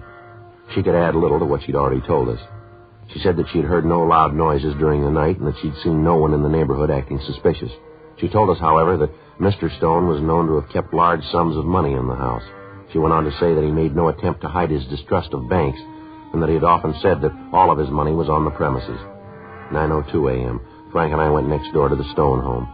The crime lab and latent fingerprint crews had arrived and were going over the place for physical evidence. We talked to Ray Pinker of the crime lab. This is how they got in. Yeah, toward the screen, huh? Must have done it with their hands. Couldn't find any tool marks. You figured the door was open then, huh, Ray? Yeah, looks that way. One of those old-fashioned locks, no indication that they forced it. Mm-hmm. Did you find anything else? Took a look back here in the closet. Mm-hmm. Well, they sure tore the place up, didn't they? Yeah, went through everything. Even took the pictures off the walls. Yeah. Ripped up the bedding. There's in a drawer they didn't go through. Any prints at all? Bergman's checking it. Haven't found anything yet that I know of. Pretty bad. Here. Look at the mattress on the husband's bed. Tore it all up. Stuffing scattered around the room. Looks like a tornado went through the place. The closet's back here. This was Mrs. Stone's room. You can see where they dragged her. Yeah. Must have hit her the first time about here, and then they dragged her over to this closet, dropped her in here. You can see where she stacked those suitcases up there to pull herself out the window. I don't know how she did it. Bad off as she was. Looks like robbery was the motive then, huh, Ray? Can't agree with that, Joe. Why? Come on back in Stone's room. We found the murder weapon. Checked around. It looks like they picked him up in the backyard. Here, take a look. A couple of wooden clubs. Looks like they came from a walnut tree just outside the back door. Kind of blows the robbery angle. Yeah. They were ready to kill the Stones when they came in.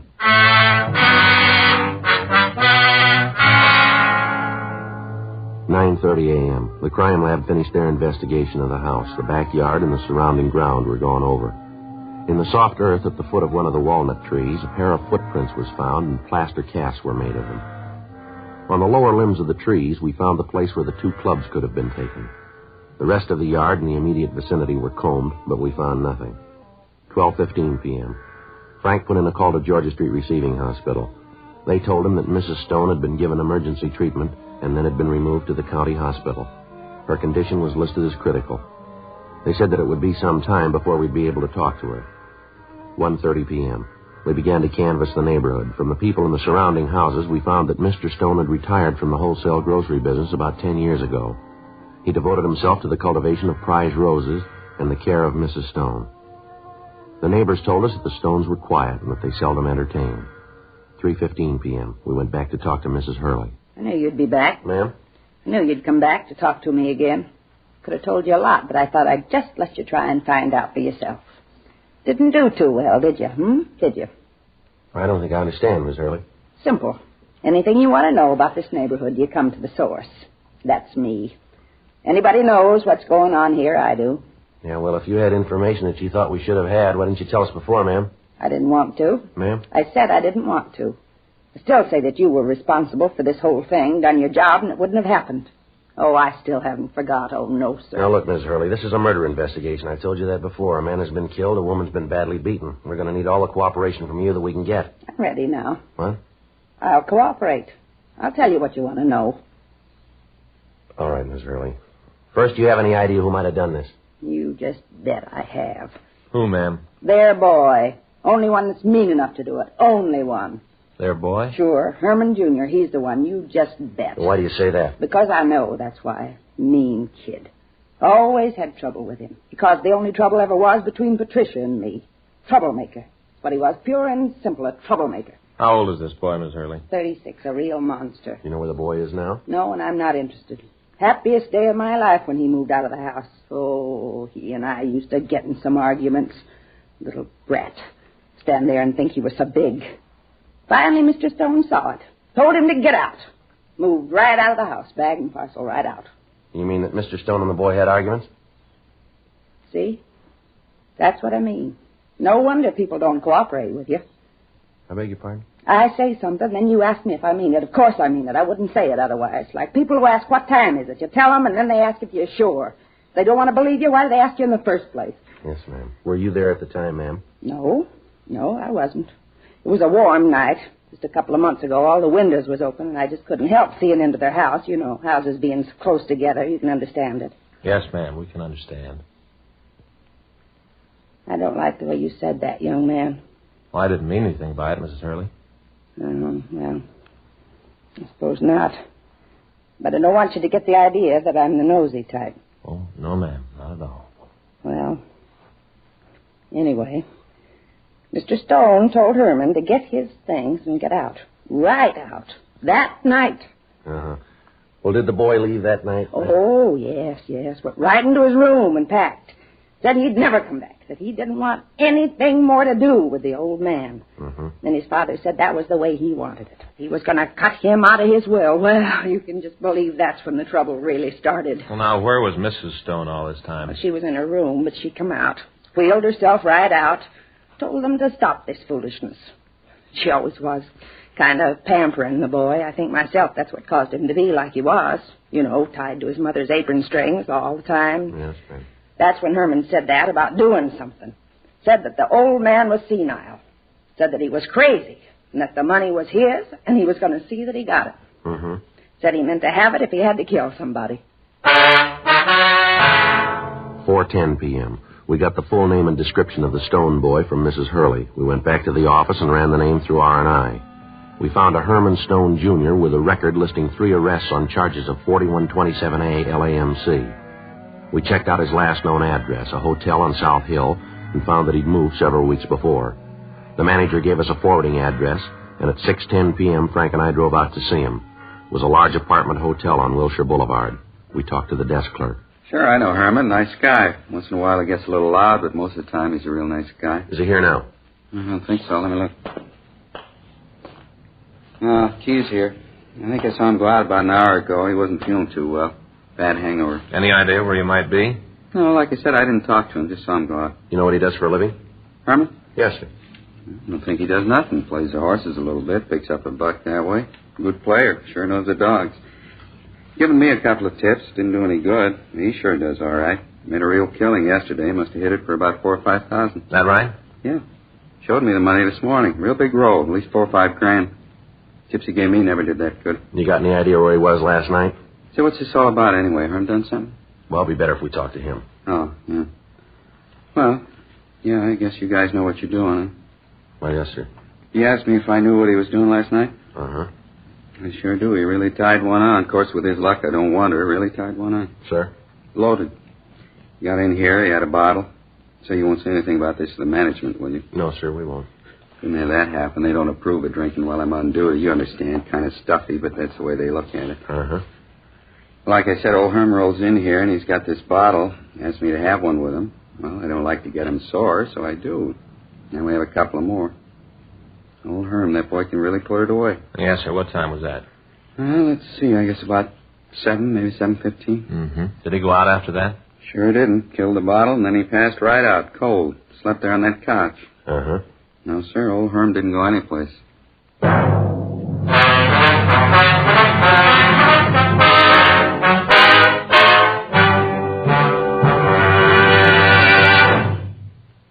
You are listening to Dragnet, the authentic story of your police force in action.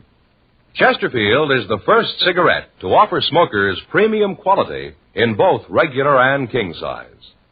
King size Chesterfield contains tobaccos of better quality and higher price than any other king size cigarette. Chesterfield is first to name all its ingredients that make the best possible smoke. And Chesterfield gives you this scientific report. No adverse effects to the nose and throat of a group smoking only Chesterfields. So enjoy your smoking. Change to Chesterfield today. Much milder, with an extraordinarily good taste.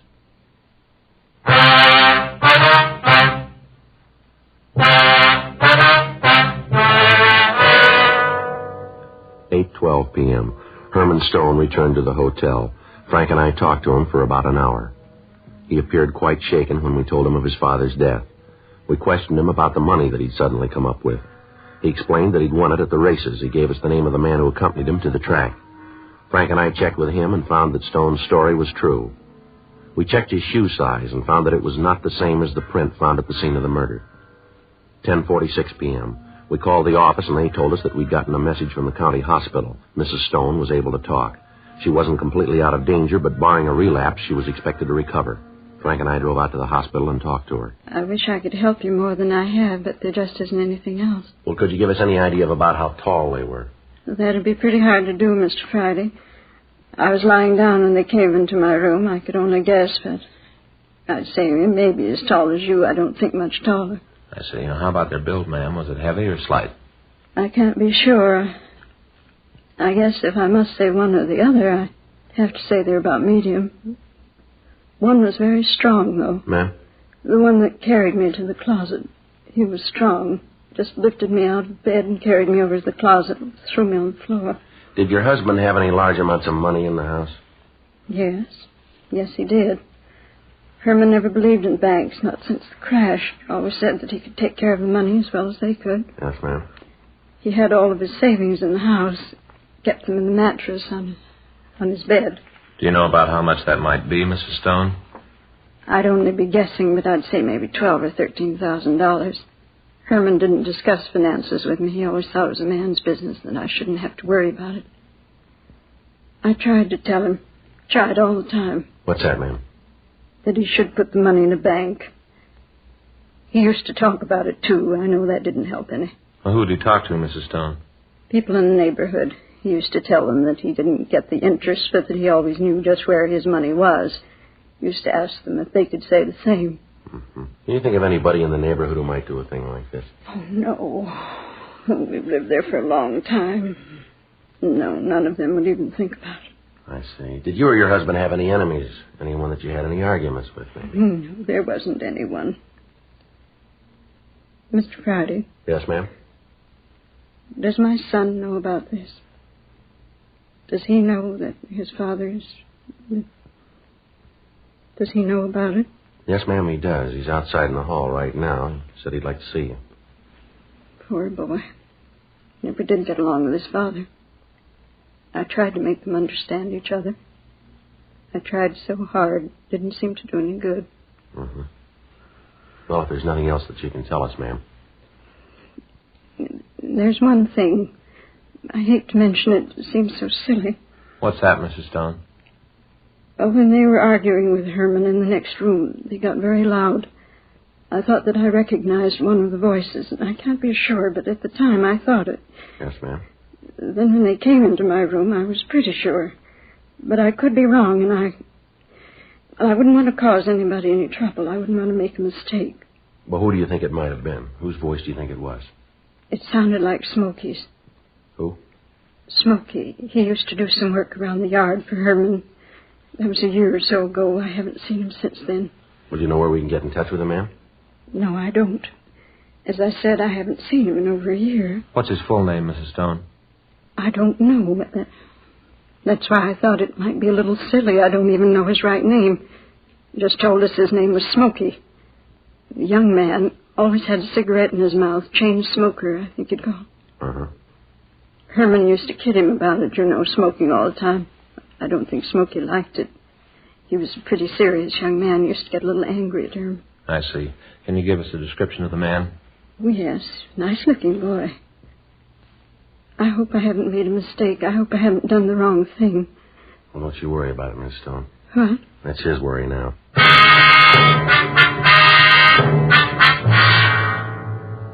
We continued to talk to Mrs. Stone. We got the description of the handyman who'd worked for her husband. 11:28 p.m. We went back to the city hall and ran the name and description through the moniker files in R&I. We came up with one good possible. In checking his record, we found that his full name was Charles P. Roxford. His age was listed as 37 years. The rest of his description matched the one we'd gotten from Mrs. Stone. He had an arrest record listing several charges of forgery, and at that time there was an outstanding warrant on him for check passing. We went back to the office and called Forgery Division. Yeah, Roxford. Yeah, that's right, Charles R. Huh? Oh, we want to talk to him about a killing out on Brighton, yeah. What? When was that? Yeah. Okay, we'll be right there.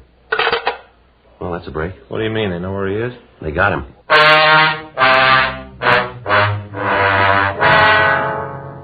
Charles Roxford had been picked up a few minutes before by officers in Forgery Division while he was trying to pass a bad check. Frank and I went down the hall and took the prisoner to the interrogation room. We talked to him for 2 hours. During that time, he'd admit nothing except his name and that he'd been trying to pass a phony check. You're off your rocker, and you know it. You got me for one thing, hanging paper. That's it, and you can't make any more out of it. How about this money we found on you? Yeah, how about it? Where'd it come from? I won it. Where? In a crap game. Where was the game? I forgot. It was a floating game. Moved around a lot. You worked for the Stone family a year or so ago?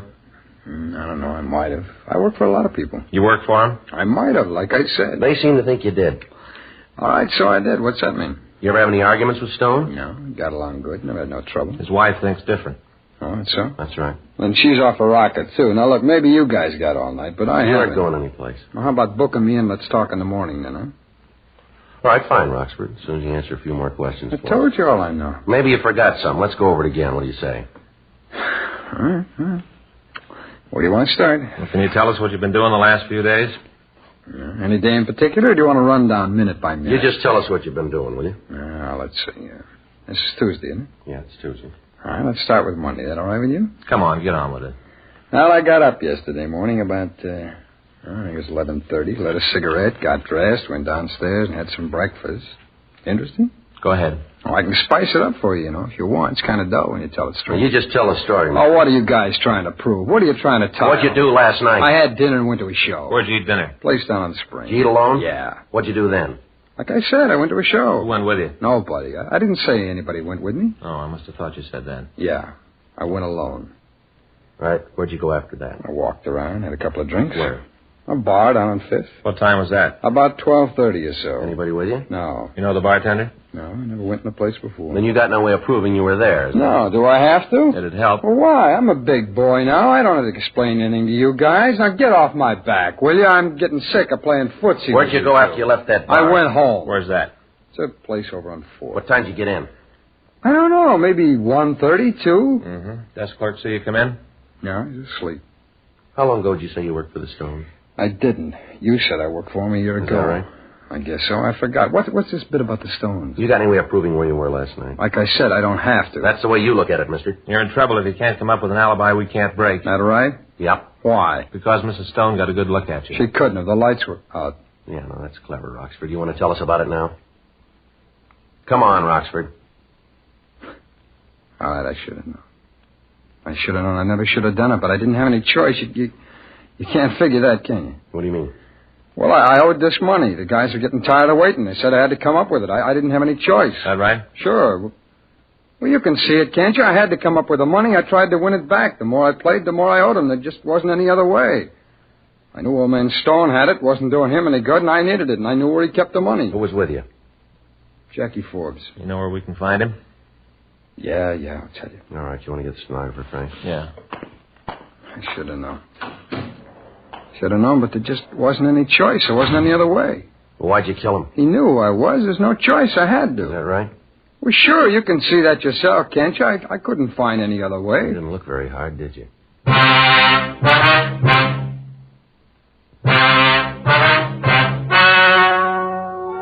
The story you have just heard was true. The names were changed to protect the innocent. On December 10th, trial was held in Department 89, Superior Court of the State of California, in and for the County of Los Angeles. In a moment, the results of that trial. Now, here is our star, Jack Webb. Thank you, George Fenneman. Friends, as I've told you before, Chesterfield is the first cigarette to give you premium quality throughout in both regular and king size. And Chesterfield is the cigarette that gives you this scientific report. No adverse effects to the nose and throat of a group smoking only Chesterfields. Now, as a 2-pack-a-day Chesterfield smoker, I know it's the cigarette that's best for me. They really are much milder, and I'm sure when you try them, regular or king size, you'll agree Chesterfield is best for you.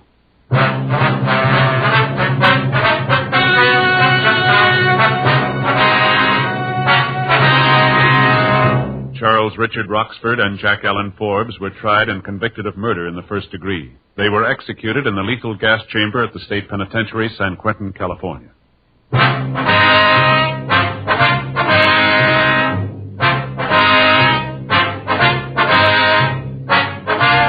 You have just heard Dragnet, a series of authentic cases from official files. Technical advice comes from the Office of Chief of Police W.H. Parker, Los Angeles Police Department. Technical advisors, Captain Jack Donahoe, Sergeant Marty Wynn, Sergeant Vance Brasher. Heard tonight were Ben Alexander, Virginia Gregg, Stacey Harris. Script by John Robinson. Music by Walter Schumann. Hal Gibney speaking. For a million laughs, tune in Chesterfield's Martin and Lewis show Tuesday on this same NBC station. And sound off for Chesterfields. Either regular or king size, you'll find premium quality Chesterfields much milder. Chesterfield is best for you. Chesterfield has brought you Dragnet, transcribed from Los Angeles.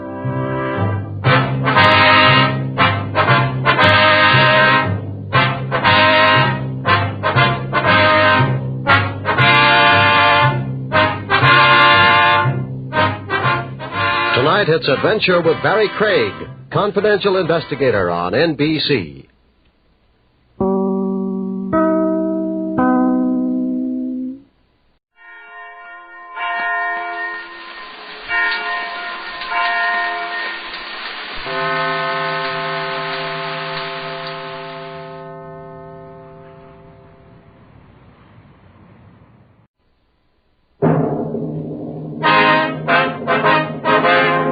Sound off for Chesterfield.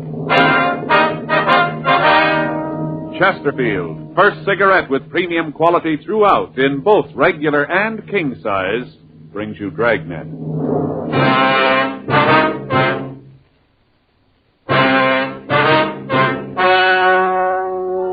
Ladies and gentlemen, the story you're about to hear is true. The names have been changed to protect the innocent.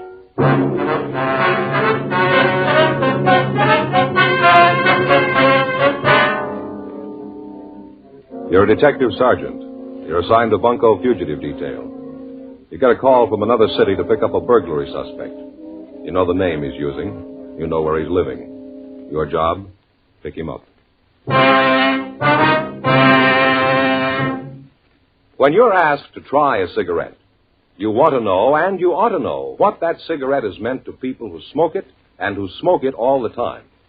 For almost a year now, a medical specialist has given a group of Chesterfield smokers thorough examinations every 2 months.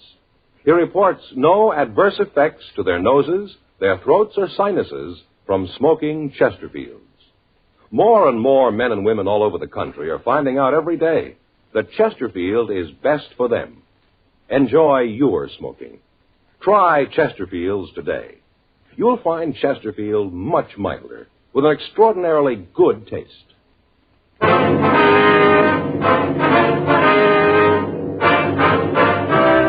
Dragnet, the documented drama of an actual crime. For the next 30 minutes, in cooperation with the Los Angeles Police Department, you will travel step by step on the side of the law through an actual case transcribed from official police files. From beginning to end, from crime to punishment, Dragnet is the story of your police force in action.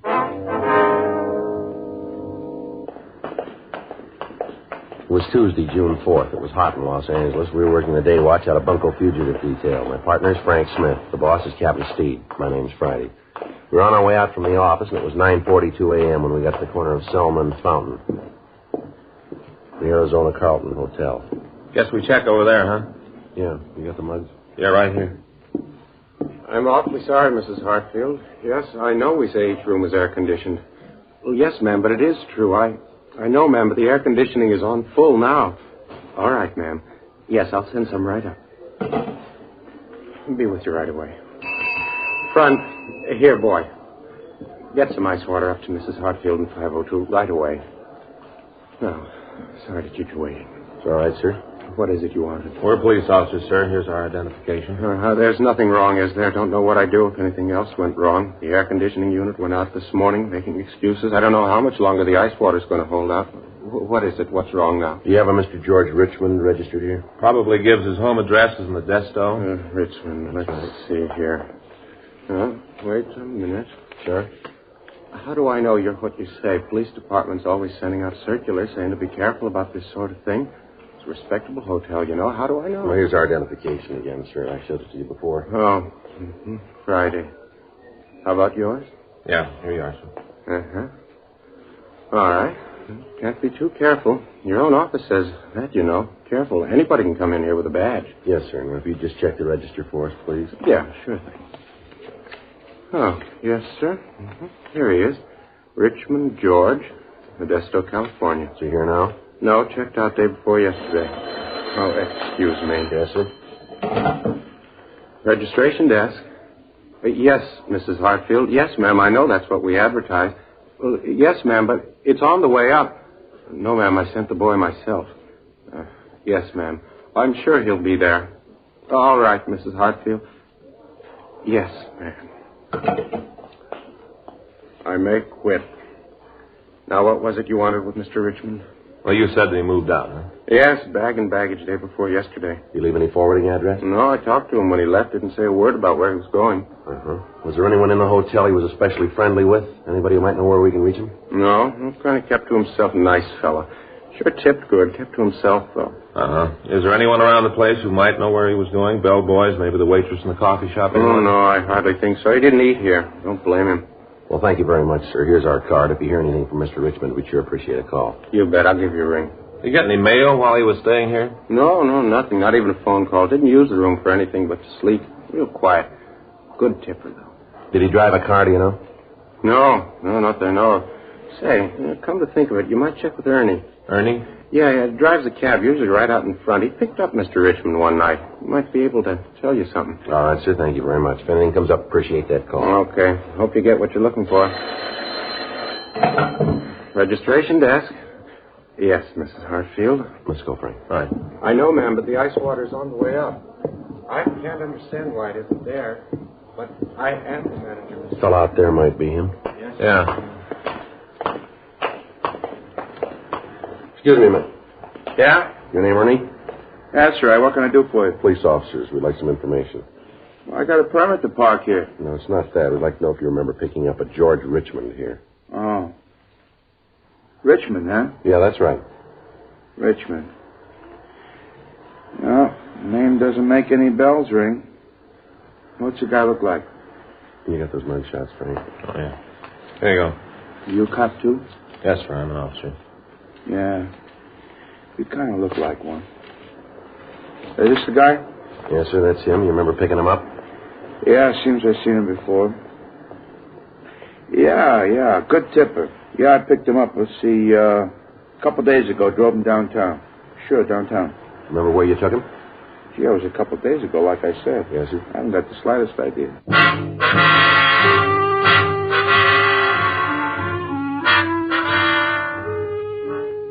10:07 a.m. We continued to talk to the cab driver.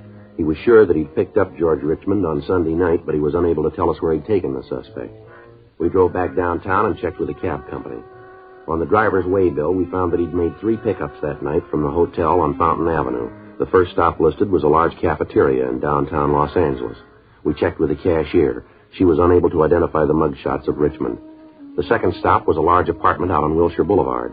We checked the manager of the place, and she told us that she didn't recognize the name. We showed her the mugshots of Richmond, and she said that she thought she'd seen the man 2 weeks before.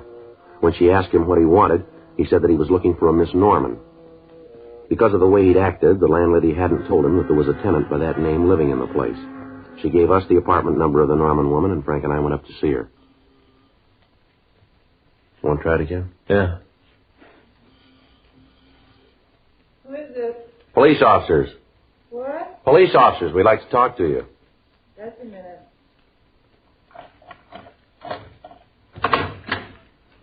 And what's this all about? Miss Margaret Norman? Yeah, that's right. What do you want with me? What if we'd come in, please? Be a little better than talking out here in the hall. Yeah, I guess so. Come in. Thank you.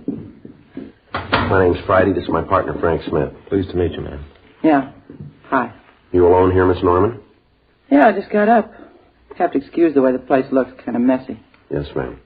Mind if I put on some coffee? I'm not going to be able to answer any questions before I have a cup of coffee. You go right ahead, ma'am. What is it you want to see me about? You know a man named Richmond? Richmond? Yes, ma'am. George Richmond. Why'd you ask that? What's he done? We'd just like to know if you know him, do you? Yeah, I know. What do you guys want him for? We'd like to talk to him, Miss Norman. Uh-huh. Don't want to tell me what it's about, huh? Well, it'll be better if we talk to him. Yeah. Either one of you got a cigarette? Yes, ma'am. Here you go. Match? Thanks. You know, there's no love lost between me and George. Is that right? You bet there isn't, lousy bummer. Get a drugstore cowboy. Takes a girl out for dinner one lousy night and a cheap dinner. Figures he owns her. You know where he is now? No, I haven't got the slightest idea. If I did know, I'd sure tell you. Bet I would. I'd like to see him get his way he treated me. You know any of his friends? Anyone who might know where he is? I don't think he's got a friend. At least I never met any of them. Does he drive a car, do you know? No, not him. Always took a cab. Used to kill me. Anywhere we went, he'd take a cab. One lousy block and he took a cab. Liked to be a sport. Always tipping big. Regular drugstore cowboy. Mm-hmm. When did you see him last? Oh, must have been a couple of weeks ago. That much anyway. Last time I saw him. Don't care if I never see him again where he acted. I thought he was going to kill me. Ma'am? Went out to dinner and we got back here. He'd been drinking a lot. Got real nasty. I told him he better be going. You know, it was late and all. Yes, ma'am. Well, like I said, it was late and he got real nasty. Started yelling at me. Called me all sorts of things. I'm not going to let any man say things like that to me, so I told him to get out. I never want to see him again. One lousy dinner, and he thought he owned me. Mm-hmm. Will you go ahead, Miss Norman? He hauled off and hit me. Right there in the hall. Hit me as hard as he could. Almost broke my jaw. Well, you know, I let out a scream, and he beat it. Caused such a commotion, I had to move. Then this didn't happen here, is that it? No, a place over on Vermont. I moved the next day. Mm-hmm. Where'd you meet Richmond? At the club. Say, you got another cigarette? Yeah. Here you are. Match? Thanks. What club's that, ma'am? Where I work. In Green Lantern, downtown. I'm the cigarette girl. I met him there. He came in one night. Acted real big. Asked me if I'd have dinner with him. As it happened, I didn't have an engagement that night, so I said yes. Well, we kind of went together for a while. I see. Sure hope you get him. A real bad guy. The way he treats women. Terrible. He said, wait a minute. Yes, ma'am. I know someone who might be able to tell you where he is. Who's that, ma'am? A fellow named Hank. Used to hang around the club. I saw George talk to him at the bar once in a while. Well, do you know where we can find this fella, Hank? No, but I can tell you where his girlfriend lives. That help? Yes, ma'am, it will. Place over on 3rd out near Fairfax. Do you know his full name, ma'am? Gee, I gotta think about that. Let's see. Jeanette, that's the girl. Jeanette introduced him as Palmer. That's it, Hank Palmer. I don't know about him, though. Well, what's that, Miss Norman? He's a real mean one. Kind of quiet, not like George. George likes to shoot his mouth off, but Hank is quiet. He's trouble, though. Ma'am? Well, one night we went up to Jeanette's for a couple of drinks. Hank took off his coat. That's why I say he's rough. Yeah. Sure. Carries a gun.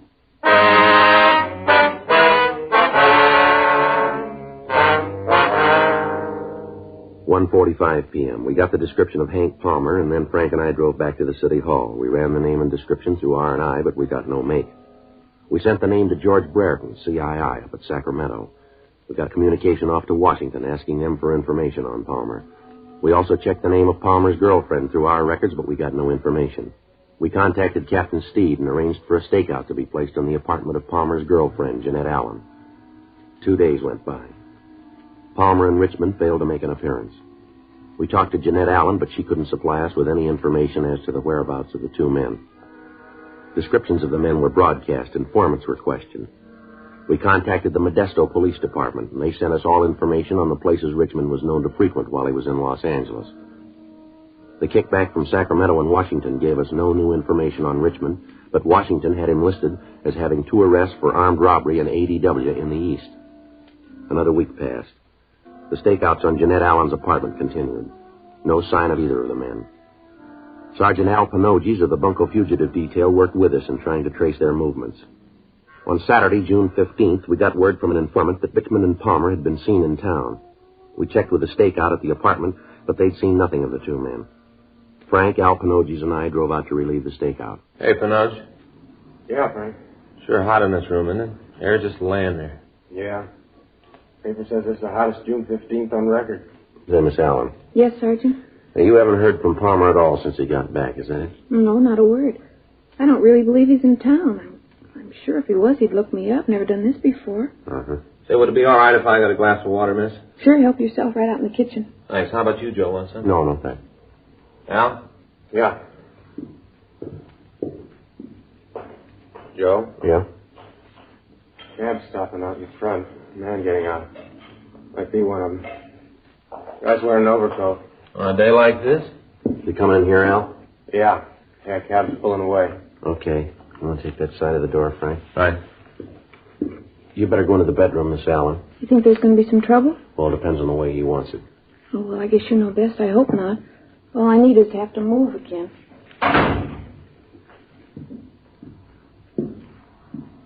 Somebody in the hall. He's stopping. All set? Right. Who are you? You Hank Palmer? Yeah, so what? Police officers. Lousy cop! Watch this, Joe. He's got a gun. I'll get him. All right, hold it up, Palmer. Stop or I'll fire. Get away from me, cop! Hold it up, Palmer. All right, come on, get out of here. Come on, go!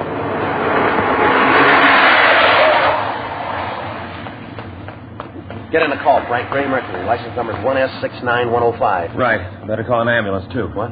Panoges. He's hurt bad.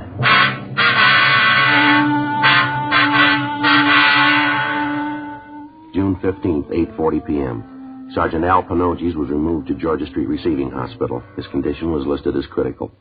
The bullet had entered his chest and was still embedded below the left lung. His family was notified, and after Frank and I got out the APB on Palmer, we drove by to pick up Mrs. Panoges. We dropped her off at the hospital, and Frank stayed with her. Palmer's description was put out, as was the description of the car he'd commandeered to get away. I ran the number through our DMV and found that it was registered to a William Evans, 1627 East Poinsettia, Hollywood. Along with Sergeant Ullery, I checked out the address. Mrs. Evans told us that she hadn't seen her husband for several hours, that when he left the house, he had told her that he was going to a lodge meeting. We got a description of him and got out a local and an APB on him. I called the hospital and found that they'd operated on Panoges, but that they were unable to remove the bullet. His wife collapsed. Frank had her taken home where she was cared for by their family doctor. 12:46 a.m. A radio car out in Chatsworth picked up Evans. He told him that Palmer had forced him at gunpoint to drive him to the valley. There he'd forced Evans from the car and driven off. Evans couldn't give the officers any idea of where the suspect might have been headed. 2 hours later, the car was found abandoned on Spring Street. It was placed under surveillance, and a dragnet of the downtown area was started.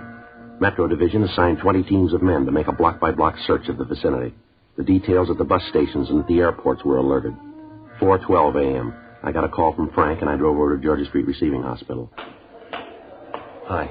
How's it going? Not good. Just saw the doctor. Well, how's Al? He just died.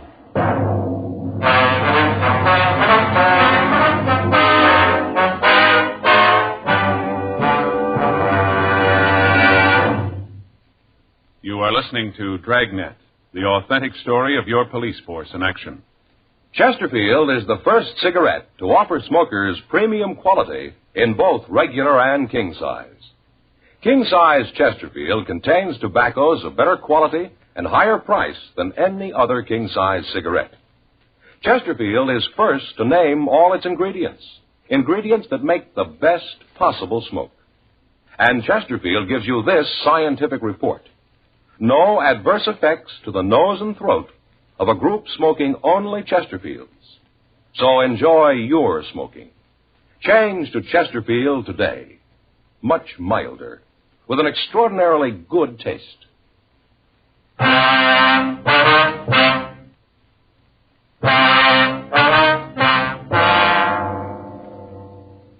officer is first accepted by the police force, he spends 13 weeks at the police academy. In that period, he learns the basic fundamentals of being a peace officer. On graduation from the academy, he is assigned either to traffic or to a tour of duty in one of the city jails. Then, depending on his aptitude and the way he conducts himself in the field, he's checked on for possible transfer to one of the detective divisions as an investigator. By the time a police officer gets his assignment to the detective bureau, he's become a professional troubleshooter. He knows how to handle himself, and he knows how to treat the lawbreaker. He's on call 24 hours a day, 7 days a week, and he wears a gun. When a hoodlum shoots a police officer, he's showing society that he has no regard for the law, and at the same time, he is announcing that he will not hesitate to kill an unarmed citizen. Sergeant Alfred Pinoges had been a policeman 14 years. He'd begun in traffic, and then had been transferred to the juvenile division. From there, he went to homicide detail, and then to bunco fugitive division. He was a professional peace officer, and he'd been murdered. He gave his life to protect the people who paid his salary, the taxpayers. His killer was still at large, and we had to find him. The search of the downtown area was intensified, but it netted us nothing. Frank and I checked the immediate area around the abandoned car. In talking to the people in the vicinity, we found a newsboy who had seen Palmer park the car. He said he was unable to tell us where the man had gone, but he said that he thought he might have gone into a bar near the corner. We checked the place, but the bartender was unable to give us any information. 2 days passed. We rechecked the known hangouts of the two men. Neither of them had been seen. Tuesday, June 18th, we got word that Palmer had been seen entering an apartment house on South Alvarado. 10:14 a.m. Frank and I drove over to talk to the landlady. Palmer and Richmond. No, I don't think I know them. What if you take a look at these pictures, Mrs. Holbrook, see if you recognize them? Sure. There you are. He's a mean one. Haven't seen him, though. This one. Ma'am? This one. I know him. Which one's he? Well, that's Richmond. No, that's not his name. Told me it was Reichman. Said it was John Reichman. Lives up in 206 Atson Front. Is he in now, ma'am? No, he went out this morning early. First time in a couple of days he went out early. You expect him back soon? Oh, I don't know right off. Might be. I don't generally know when they're coming back. Don't keep tabs on them, you know. Them? Yeah, tenants. A nice bunch, most of them. Quiet. Had a full place last 2 years. Uh-huh. How long is this, Reichman? Yeah, that's it, John Reichman. How long's he been here? Oh, he's kind of new. He took over the room from a friend of his. Yes, ma'am. Does he have any friends in the building? Anyone that he sees quite a bit of? Well, now, there's a girl in 306. He sees quite a bit of her. Oh, who's that, Miss Holbrook? That'd be Barbara McIntyre. Nice girl. Dancer. Works downtown at one of the clubs. She in now, would you know? Oh, she should be, yes. Hardly ever gets up much before noon. Hardly ever. She works late, you know. Yes, ma'am. Does Richmond drive a car? Richmond? Oh, dear, now. Well, I don't know. I don't think so. Seems like he's always coming home in a cab. Comes in at all hours. I don't think he's going to last here. Why you say that, ma'am? Because I don't think he will, that's all. Plays the radio late, makes noise, you know. Then there was a fight. The girl didn't want to do anything about it, but I certainly think she should have. Well, what's that about, ma'am? Oh, one night, let's see, it must have been about a week ago. Reichman or Richmond or whatever his name is came home, and he was... Well, he'd been drinking quite a bit, you know. Yes, ma'am. Well, he went up to the girl's apartment, and they had an awful brawl. Screaming and yelling, an awful brawl. I went up and asked her if there was something I could do, but she yelled through the door and said no, that everything was all right. Of course, it wasn't. Ma'am? Well, the next day, the poor thing had a black eye that just wouldn't stop, all bruised up. Had a bandage right here in her forehead. Must have hit her awful hard. No, sir, I don't think he's going to last. Uh-huh. And you're pretty sure that you haven't seen this other man, though, right? Well, let me see that picture again. Mm-hmm. This one? No, I'm positive I never saw him. Of course, that don't mean he wasn't here. Ma'am? Well, like I said, I don't pay much attention to them. They pay their rent, and I don't bother them. They come and go as they please. Say, what do you want them for? Is it about that Mr. Richmond? Yeah, is it about him beating up that poor girl? No, ma'am. I should have known about him. No, sir, he ain't going to last long around here. I wonder if we could see his room, Mrs. Holbrook. Well, I guess it's all right. I'll get the key. All right, ma'am, thank you.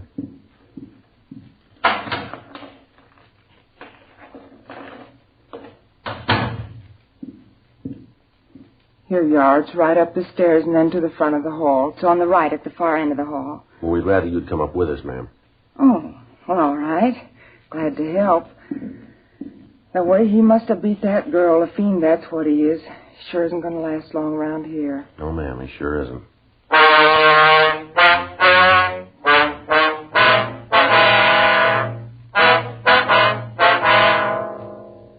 Before we looked at Richmond's apartment, we tried to check with his girlfriend. We found that she wasn't in. The manager let us into her apartment, but we found no indication where she might have gone.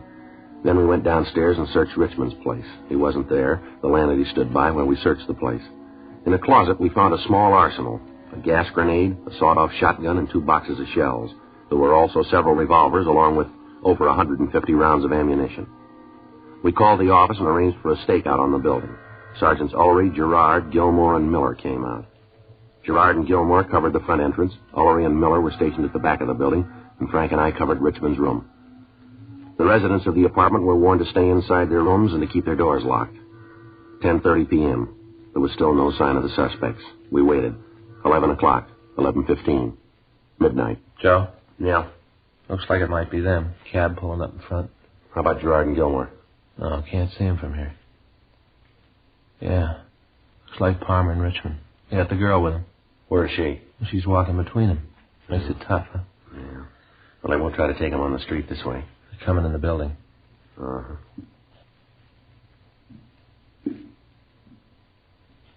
They should be here pretty quick. Figures if they're coming here. Upstairs. Girl's apartment, huh? Sounds like it. Wonder if they went in with her. We'll just have to wait. Wait a minute. Somebody outside there in the hall. Yeah. Hold it. I don't feel right, I tell you. It's too quiet. Something's up. All right, mister, let's hold it. Cops, George, beat it! Oh. All right, give it up, Palmer. Well, they made the street. Gilmore and Gerard should get him. Get that car, Joe. Let's go. Looks like they're in that store. You want to cover me while I try to get over there? All right, take it easy. Right. You all right, Frank? Right. All right, I'm coming over. I'll cover you. You see Gilmore and Gerard? Yeah, behind the Buick over there. Come on out of there. Richmond, Palmer, come on. Throw the guns out. You come in and take us, cop. Give it up, Richmond. You're at a dead end. There's no way out of there. And we'll make one. They're coming out, Joe. Okay, I quit. You got Richmond, I quit. Now don't shoot anymore. Please don't shoot anymore. You won't shoot anymore, will you please? Throw that gun out here. Come on. All right. Here it is. I'm throwing it out. Now don't shoot anymore, please. Got it. All right, I'll check Richmond. All right. I haven't got any gun. I gave it to you. I'm hurt. Can't you see that I'm hurt bad? I told Gilmore to call the ambulance. Richmond's dead. How about this one? Well, he's hit. I don't know how bad. I should have known not to kill a cop. I would have been like this if I hadn't killed that cop. I didn't mean to. I got scared. That's all, scared. You can understand that, can't you? Yeah, you want to shake him, Frank? Yeah. Watch it, Frank. He's got another gun.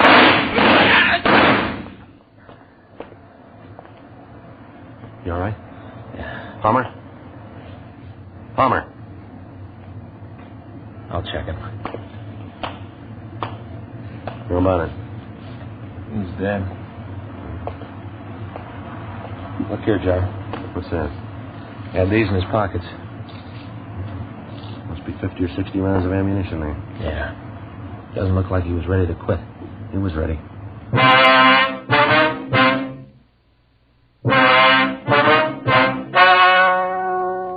The story you have just heard was true. The names were changed to protect the innocent. On July 26th, an inquest was held in the coroner's office in and for the county of Los Angeles. In a moment, the results of that inquest. Now, here is our star, Jack Webb. Thank you, George Veneman. Friends, every day more and more people are changing to Chesterfield and finding Chesterfield is best for them. One reason for this is premium quality. Chesterfield is first to give you premium quality in both regular and king size. Another reason, Chesterfield gives you this scientific report. No adverse effects to the nose and throat of a group smoking only Chesterfield. I smoke an average of 2 packs a day, and I'm convinced Chesterfield is best for me. Try 'em, regular or king size. I think you'll find Chesterfield is best for you.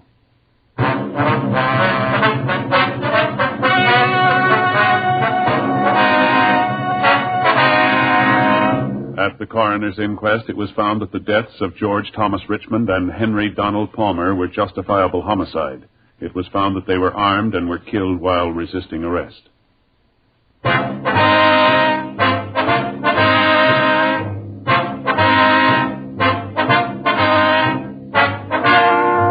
just heard Dragnet, a series of authentic cases from official files. Technical advice comes from the Office of Chief of Police W.H. Parker, Los Angeles Police Department. Technical advisors Captain Jack Donahoe, Sergeant Marty Wynn, Sergeant Vance Brasher. Heard tonight were Ben Alexander, Joyce McCluskey, Paul Richards. Script by John Robinson. Music by Walter Schumann.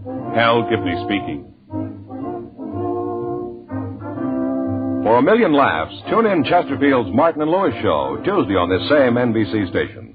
And sound off for Chesterfield's, either regular or king size. You'll find premium quality Chesterfield much milder. Chesterfield is best for you. Chesterfield has brought you Dragnet, transcribed from Los Angeles. Ladies and gentlemen, wherever and whenever people need help, the Red Cross answers the call. When a flood-stricken family needs shelter, when a crippled child must learn to walk and play, and when a wounded soldier needs blood, the Red Cross is always there. Now, the Red Cross needs your help. To keep up their many services this year, $93 million is needed. So, when the Red Cross volunteer calls on you, please answer the call and give generously.